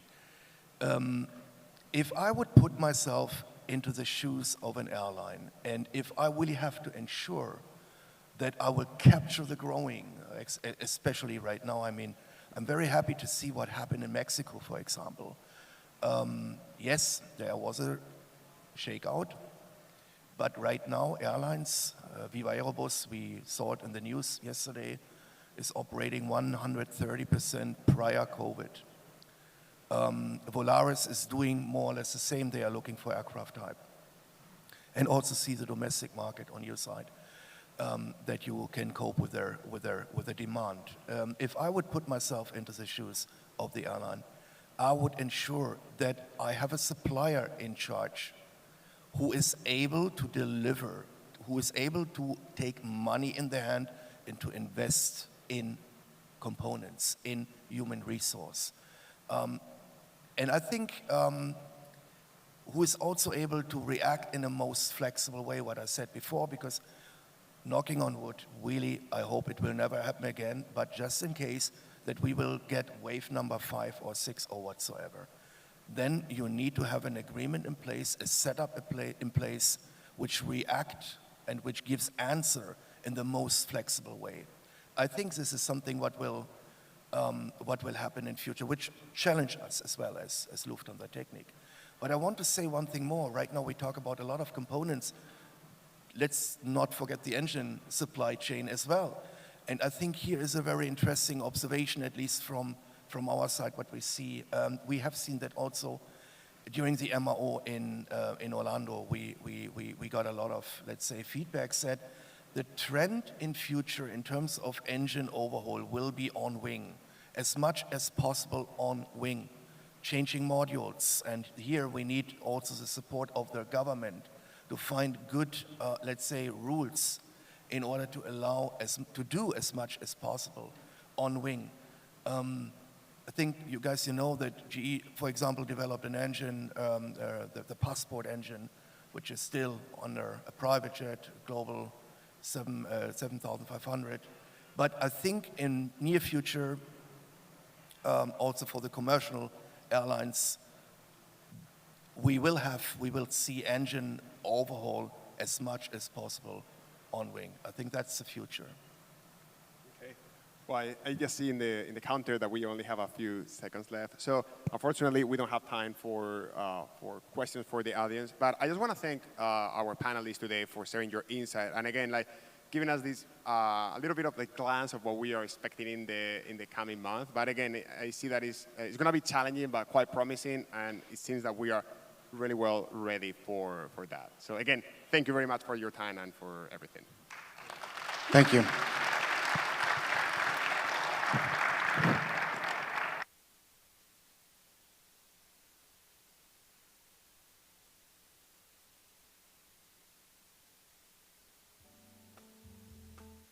Just a fast picture.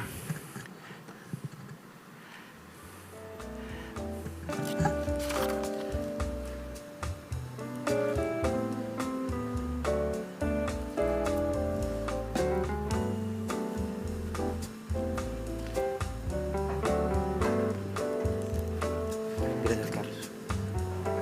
Gracias, Miki. Gracias a ti. Gracias, gracias.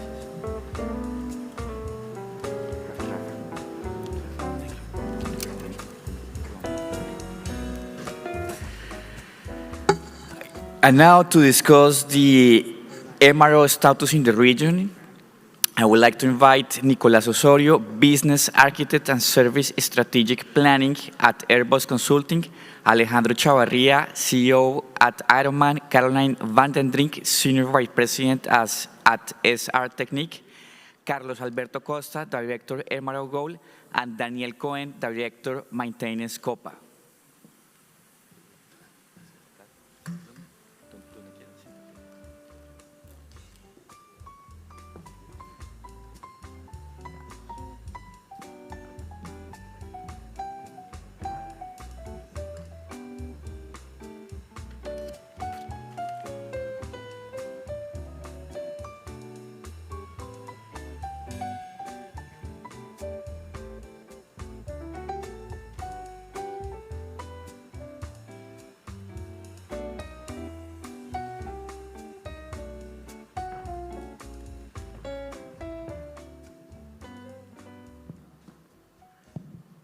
Hello.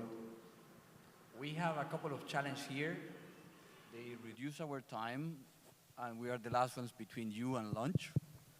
So we will try to have a little bit of fun. What we have here is a group of professionals very passionate for this subject. With each of them, I think we spent 2 hours with each of them discussing. And then the challenge is like, we have there the clock, you can see, and we have 50 minutes to talk. So we're going to go fast, as Juan Camilo said. My name is Nicolas Osorio. I work in the strategic department of Airbus, defining the strategy for maintenance services. And as Alex de Wunte said, this is also home from me. I'm coming from Latin America, and my first years of the career were close to ALTA. So I'm super touched by being here with Latinos. When I'm in Europe, I don't see Latinos, and I miss them. So to start, so we have Caroline from SR Techniques coming in from Switzerland. Switzerland is quality, so it's a very reputed MRO in Europe and worldwide. We have, and we are going to talk about components with her. We have Daniel, who's coming from Copa, that is MRO affiliated to an airline, so he's in-house MRO only. We have Carlos coming from Gold Aerotech, that I would say is the newcomer on the market, the new kid on the block. And we have Alejandro, who's coming from Ironman, independent MRO. So as you can see, we have very interesting profiles, which are going to give us a different perspective on what's going on in the industry in Latin America. And in the time that we have, we are trying to, and now it's only 30 minutes? Okay. The time that we have, we are going to try to talk about what we learned during the last 18 months of the COVID. What are the challenges that we have with talent retention? And also, how our organizations are embracing digitalization. Because everybody's saying, okay, we need to do process improvement and digitalization. Okay, but how is happening today that? So saying that, I would like to start with Caroline and the lessons learned that we have from the last 18 months on your side. Thank you very much. Thank you very much for having me on the panel. It's great to be here and see so many faces and participants. Thank God it's been 18 months and we can only see the future being positive. What we've learned in the last 18 months, because back in Switzerland it started back in March that the pandemic hit us, is that we have a very fragile supply chain. Used material as well as new material. What can we do to help that in the future is communication, planning, forecasting. But what we're seeing on the engine side, and which the panel addressed already in the previous panel, was lead times from the OEMs are increasing. Their supply chain is impacted, and we see that today. So we have to forecast. We have to stay very close to our airline customers and understand their demands. When it comes to used serviceable material, a lot of aircraft are parked. That doesn't mean that a lot of engines are being torn down. The demand for used serviceable material is there, but the investment to tear them down in great quantities is not there. So the expectations for high volumes of used serviceable material for engines is not materializing yet. When you look at an engine, it's the HPT blades, it's the LLPs that are very valuable. And as airlines are flying green time off the engine, that means there's no more time left on those LLPs and HPTs. So even if they're torn down, it's only the tier 2, tier 3 parts that are available, which are interesting, but not as interesting as tier 1 parts. So we have to stay realistic. We have to stay in touch with each other and communicate, communicate, communicate. Thank you. And Caroline, for me, that part of what you were saying on the USM of engines was quite striking for me. Learning that, okay, we expect that wave of material, and suddenly for the core of the engines is not going to happen. So what I understand is like for the serviceable material, we will not have that surplus that we might expect. Well, as my colleague from Lufthansa said before, that tsunami of used serviceable material hasn't materialized yet. Yeah. Thank you.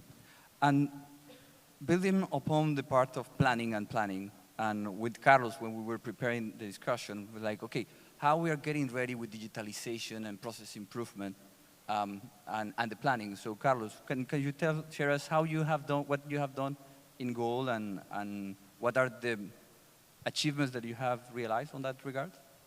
In terms of planning. In terms of planning, thanks so much for this participation. I remember, Nicolas, that in the end of 2018, beginning of 2019, we reached excellent numbers in Gorotech when we, in about 90% of assertiveness. In that time, we had a good job with our engineers, and we started to work with other seat check ladders and also to have a better material management. We started that in that time, but after that, in 2020, when we had the COVID, we stopped with this job, and nowadays we are looking to have this again, to have back, to retrieve that, so we can have this excellent job that we had in the past. Thank you. And Daniel, I think we talked like 1 hour about this, and we had to stop. So, you were telling me many interesting things about what COPA has been doing in digitalization, and how many things you discover of the existing tools that you already had. What can you share with us? How you have been doing the part of digitalization and process improvement? Well, first of all, thanks for inviting us. In COPA, we were going through already a change of digitalization for the last 3 years. The thing that this pandemic brought to us is a good opportunity for maintenance, starting from scratch, because it's 1 in a million opportunity that an airline or an MRO will stop.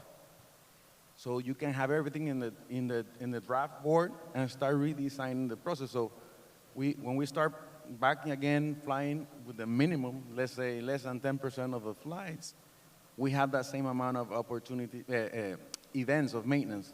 So it gave us a lot of time, so we review our processes. We already had some digital transformation, so we took that opportunity and see the gaps that we have, what modules from the MRO system that we have we didn't have into place.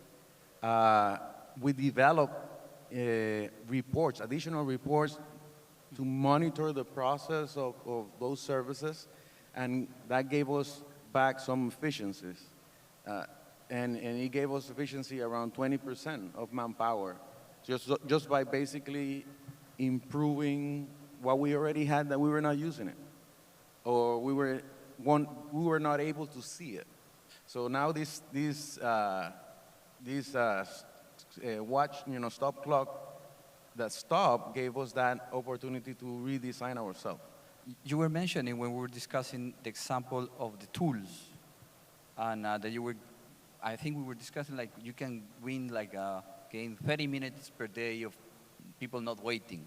Yeah, basically, yeah. Well, this functionality was built into the system that we have, and so every material and tools that are required per task, it was already into the system, but we just turn on a switch, and basically now the mechanics that are working on the airplane, once they start the shift and they have their tasks assigned, they just hit a button, start, next to the airplane, and they don't have to go to the tooling or to the warehouse to do any part request.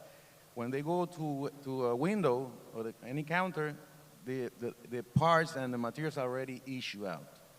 So that saves us long lines and waste time of the technicians. And I see Alejandro doing, and we were having exactly the same discussion, like the technicians should have a strong planning, and the technician putting their hands into the parts and not doing all that work behind. So what can you share with us on what has been done in Aroman? Okay, thank you very much for having us, for inviting us. I think it's a nice event. at this time through the pandemic. So I congratulate the organization for keeping us all safe and healthy here, first of all. And second, as Danny was mentioning, in Aeroman, we back in 2014-15, we realized that in order to grow as expected, according to our internal plans, we needed to be more efficient in order to avoid to request so many talent to be developed in order to support that growth. So we started at that time a digital transformation process that was taking immediately the support areas into the system in order to support the technician. Sometimes we blame the technicians to be late, you know. You always blame the technicians are late, they are not efficient, etc. But at the end, you have to understand that if they don't have the tools, if they don't have the materials, or the engineering support, or any other information, references, for example, to do their job, they are not the guilty ones. I mean, it's the organization that has to support them in order to be efficient and leaner in their work. And that is going to pay, you know, the results of the company. So basically, at that time, we created a system that allowed the mechanic to request what he needs in a system, in a mobile device, so kind of a control center out of and far from Aeroman even, maybe supporting every single need that he has. So today, some examples of that are that in the morning, in their device, they have, for example, the task cards assigned, and immediately connected to the task cards, all the references. Right. So you don't see a line of mechanics trying to print the references in the booth where the printing is not working, or there is no internet connection, and sometimes you can make mistakes, ordering parts or ordering references and etc., and then having coffee also, you know. So. So I think that we saved, at least on that, many minutes per mechanic a day, having the parts, the references on time. Same thing with the parts, same thing with the materials, same thing with the pre-planning. So we're trying to get to a point where the mechanic can work just in time. I mean, he needs the materials are there. You need the QC buyback, the QC is there. So everything, and he has the tools to do that. Now that he has it, he can do his job in the right time, but what we save is non-productive time. Carlos, I see you also, like, what is your experience on going more in details on that? You shared what Daniel and Alejandro are saying about how to improve the time of the technicians? About these guys, how can I say, to stop this time, right?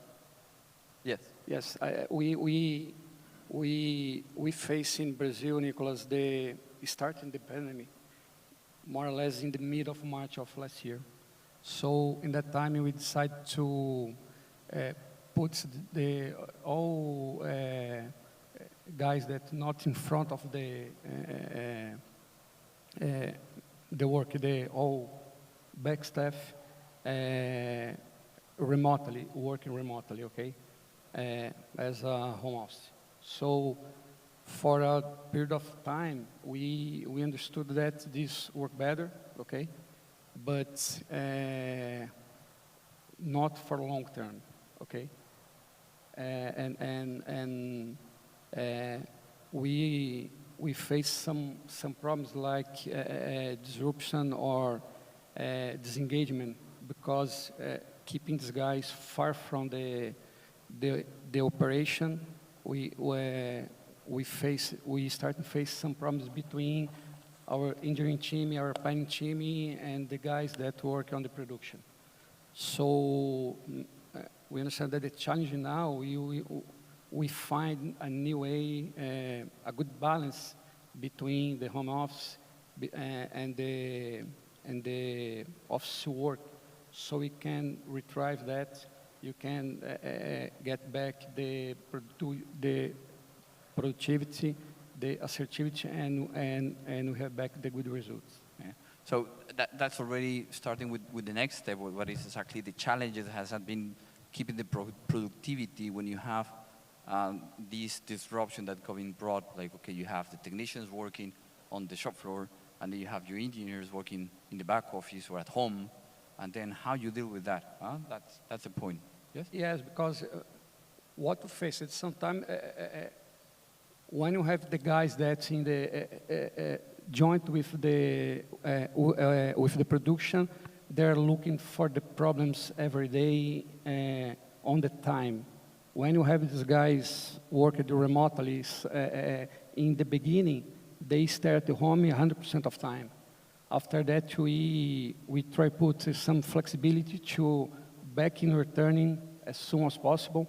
Nowadays, yet we have almost 50-60% of the guys working in home office base yet, but we are looking to create one way how we will drive this in the future. How many days they will work on in home office base, how many days they will work on our shops. Because yes, it's possible to do that, but not as the beginning of the pandemic, that you had 100% of this time remotely. In this way, we can create some gaps of synergy, interactions. This is very, very important to be productive, to be assertive, and have good results. And I think when we were discussing with you, Carlos, you were saying, like, I want everybody back to the hangar. But with Caroline, we were having a very interesting discussion on how we need to adapt and how many of our people would like to come back to the old way of working. We're seeing a mixed bag. We have people that like the social aspect of coming back to the office and having brainstorming sessions and collaborating. But especially the younger generation, they're used to working on computers and social media. They don't have the same desire to come back to the office. So right now we have a hybrid model. The people that don't have to touch the engine or the aircraft, obviously they have to come to work. And we really appreciate it. During the pandemic, they came and we never closed our doors. We worked every day. We were open every day because we have VIP customers, we have cargo customers, and we have airline customers. So we never closed our doors. But we did have a program in Switzerland called short-time work, where if we don't have demand in front of us this day or this week or this month, then the Swiss government supports the salaries of our employees, which is great because we keep their knowledge, we keep their experience, we don't have to do massive layoffs and lose that talent. So from that perspective, it's very important. On the line maintenance side, we had some challenges because our customers changed their flight schedules constantly. They changed their aircraft type. So having the right mechanics at the right time with the right qualification was a challenge. And in that dimension of working from home, I know that you have been implementing some technologies on digital tools. Yes. Well, when our shop was open, our engine shop was inducting engines, and we had customers that couldn't come to Switzerland for a tabletop inspection. But they still wanted to see the result of a disassembly. So we designed what we call remote tabletop inspection. So the customer could follow where the engine was going in the shop, which continued to give them that comfort, and we could continue to induct those engines. So going forward, we will continue to have that available for the customers, especially our customers in Asia, where the lockdown is still quite severe and the quarantine is still going on. They can't travel, but we're still inducting their engines. In North America and Europe, the travel restrictions are less, and they're able to come. So it depends from customer to customer if we continue the remote tabletop inspection. Thank you. Alejandro, coming back to the subject of talent, because I think for Latin America, as we were discussing with all of you, is a land of opportunities, but also threats. What do you think is what we need to do to retain our talent? Or is escaping, is staying? That's a great question, you know. First of all, I think, again, in order to support your operation and support continuous growth, you have to create kind of a stream, permanent stream of talent, yes? And then you have to create training programs in order to prepare that talent in the volume that you need in order to have the possibility to grow on time. And then you can support that talent from this operations control center in order to make that talent more efficient. But in the case of Ironman, our model since 10 years ago has been to go and to talk to the technical schools that Ironman is requesting a high volume of people, of technicians, to be prepared in the long run. So I think that we have been creating the expectation that you can get out from the technical school and get a job in Ironman very quickly. Meanwhile, you have a preparation period that is kind of a scholarship. We pay for that preparation period. So it is attractive for the young people to see that you can go into an attractive industry, that you are protected in your salary, that you have projections, and inside the company you can be an apprentice, then a mechanic, then a QC, or a supervisor, or a chief. You have, you know, streams to grow. And then inside the facility, we take care of their needs. We provide transportation, we provide cafeteria, we provide a sports center. We develop big sports centers inside the facility during the pandemics in order to show the people our commitment with our people. So I think that the idea is to have that stream of people and then show them your interest to have their well-being is being taken under control by the company. And in that regards, Daniel was talking with me about La Escuelita. Sí, La Escuelita. So what we do in COPA for several years, we review a 5-year forecast of demand. So we have at least a broad idea of how many technicians we're going to need, how many supervisors, inspectors we're going to need. So because they all come from the same sort of like from the same source as a mechanic, so they do their way up in the chain. And so we knew several years ago that we want to be shorthanded in personnel. So we worked with 2 options. The first one is UTP, Universidad Tecnológica de Panamá. You saw the guy that was here this morning, the young guy. Congratulations for him. That university program was sponsored and created by COPA, with COPA. So we work with the Florida Institute of Technology, and we put together a program. So we have that one working for several years. And also we were still shorthanded. And we created a COPA AMP Academy. So we put together an improved program that shared theoretical, the theoretical part of a program and also mixed with on-the-job training.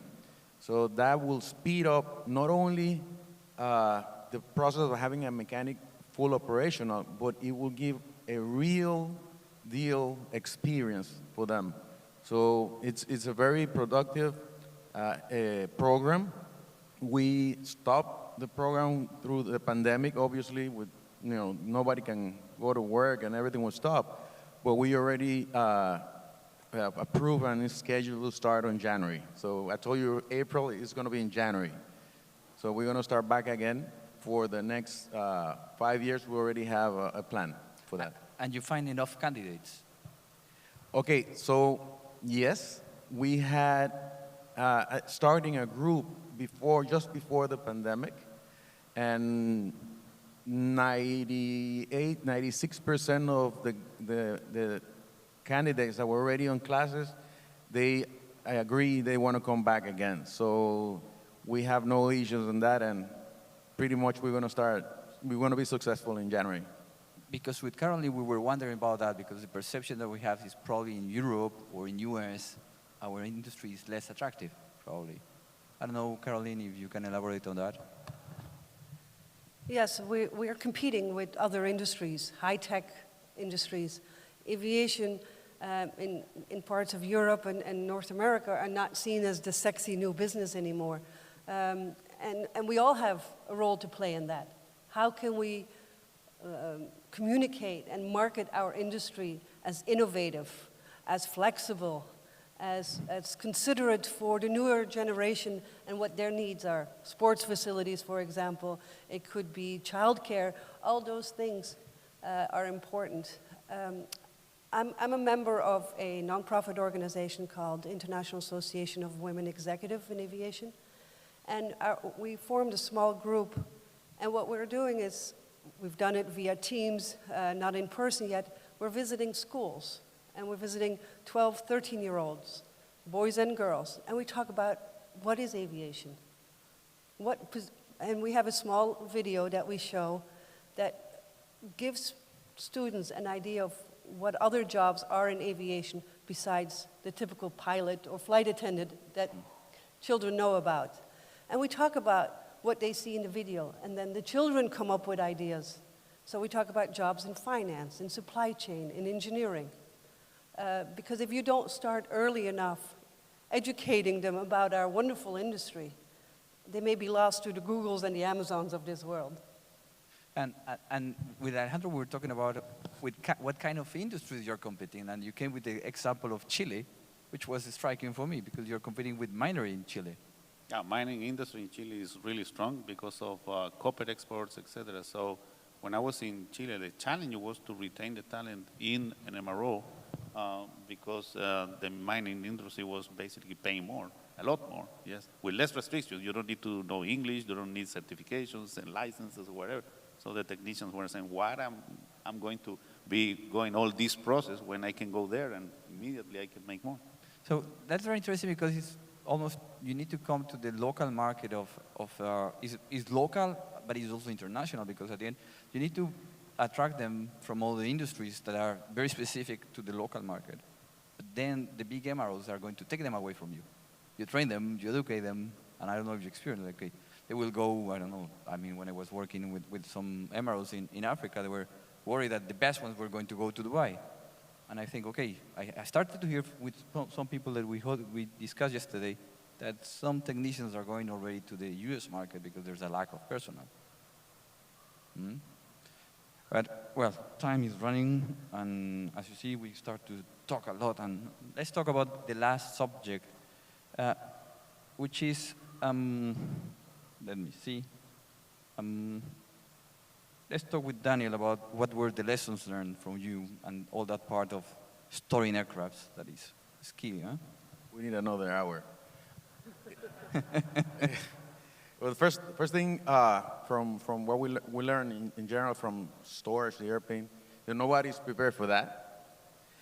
We are in an airport that is limited in space, so all of a sudden when you have all airplanes in transit, like the way Copa operates, they don't sleep in Panama. The airplanes overnight everywhere. So all of a sudden you have more than 90 airplanes in the ground, and you have to stop them. So we did some pre-planning. For some reason, we were able to sneak what was going to happen. And 2 months before the shutdown, we did a plan on how to park, where to park the airplanes.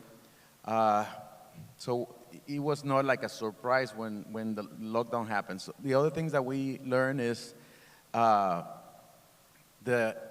storage process, the way the OEM packs all the task are, they are not necessarily match with the airline's reality depending on the region. Like in Panama, we have very specific weather. So we have to improve, we have to enhance the maintenance program from the OEM, customize it to fit our needs. If we know this is going to happen again, we will try to move the airplane faster to the storage program than before. So we kept them in Panama, and there's too much uncertainty. What is going to happen in the next month, in the next 2 months, in the next 3 months? So we were hoping that everything get improved earlier, but it didn't. And so it was a rolling. then we decided, finally, we're going to move the airplanes. So we moved the airplanes to the desert. So that's one of the things that we learned from it. And also, we took advantage, as I mentioned before. The airplanes are on the ground. We review several processes so we can improve. So even though everything was shut down, 60% of the manpower on maintenance was working on the storage process and on previous, maintenance program that we could have done it, slowly but surely. And so we kept that manpower there. And you were telling me, sharing, you were doing that without extra hours, without working Saturdays and Sundays, to try to reduce cost. And yeah, everything is cost. We have to save cash. So on a daily basis, every airline, every company was burning cash. So we have to be creative on how to put together schedules that also save on that. So in order to have, rotating shift and working from, 7 days of the week, we schedule every maintenance task for storage from Monday to Friday. Everybody was off Saturday and Sunday. So that saved cost, not only, on the payroll, but on all the management, facilities, transportation. And that was also not only because of cash protection, but also because of health. So you expose your employees less to the threats of going on a public transportation. So it was a threat. Nobody knew how this thing was working. So we took care of that, and I guess employees were pretty satisfied working Monday to Friday and taking Saturday and Sunday with their families. Time is running. We have 4 minutes left. And to connect with what you're saying, Alejandro was sharing with me something that he didn't get it at the beginning, was like business continuity. And they were coming to him with crazy scenarios of what could happen, and you were not believing in that exercise, and suddenly, blah. Yeah? What can you share with us? That's a funny story, because I used to be a strategy professor, so then always looking for threats and opportunities and etc. So always saying to my students, always try to transform threats into opportunities. And I have to tell you, it's easy to say that than to do it, So, and then during our strategy process, a year or 2 years before, the business continuity group made me nervous, because they were imagining so many scenarios, critical and drastic scenarios, that I was like, hey, stop imagining so many bad stuff, So kind of, I rejected that from my soul, because I didn't want to imagine so many bad scenarios.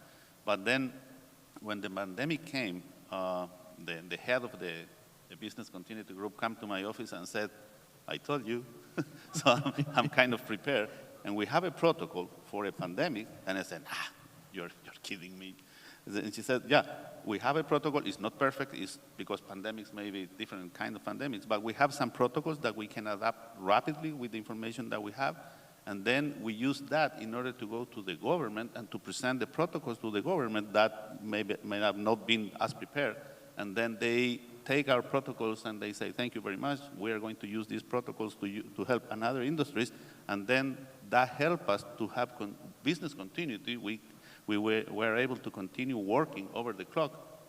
And then with the protocols implemented in the facility, we created additional recognition from our customers and confidence and trust from our customers that we were able to continue working. And then we recovered our level of load in 3 months. So we ramped up in July and August, and we have been kind of full since then. So it's a nice history to share. I don't want to close without talking about the business opportunities with the North American market. And Carlos, we share a little bit about this subject. What it requires in Latin America to capture more the North American market. To attract that opportunity, we see that probably, and we were discussing with everybody, airplanes may not go back to Asia Pacific to maintenance, the wide bodies and all that. And it's how we can retain them. What it takes to the MROs in Latin America, to get that opportunities. Yes, Nicolas, I being so specific, I understand that we would work on turnaround times, get all focus, all efforts on that, and mainly in a good cost management to reduce costs to get this to South America. In other ways, we will not be competitive on that, and we have no success. I want that Juan Camilo is not, she's standing up already. So just to close and the main takeaways of this discussion, I think it's important to see the importance of the strategic planning that we have, the MROs. I think it is important, the business continuity makes those kind of exercises also important. The well-being of our technicians, our people, adapting to the new ways of working is also that we need to take away.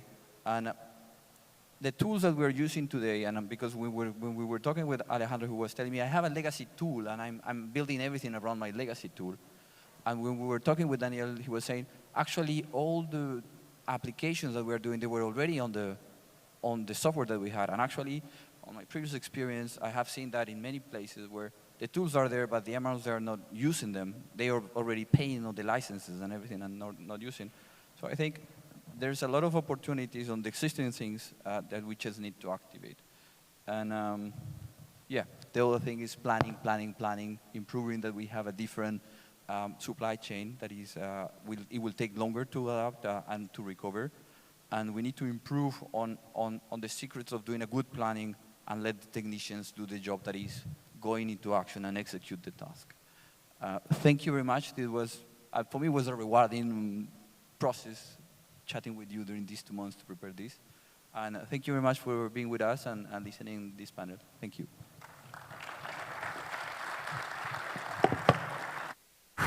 We thank our panelists. While you take the picture, let me make a few announcements. Somebody lost his phone. If somebody finds a phone, please leave it in the registration area. After this panel, we invite you to go to the lunch. Lunch will be in the next ballroom behind me. And we see you at lunch. Thank you very much. Muy bien, interesante la estrategia, muy interesante. Lo de la amenaza y oportunidad más siempre terminando, pero es más difícil pensarla que decirlo. Pero sí, en este caso la historia de el equipo sí se había preparado para la sí, pandemia no estaba. Pandemia estaba, pero tampoco, pero a mí me hacía poner nervioso.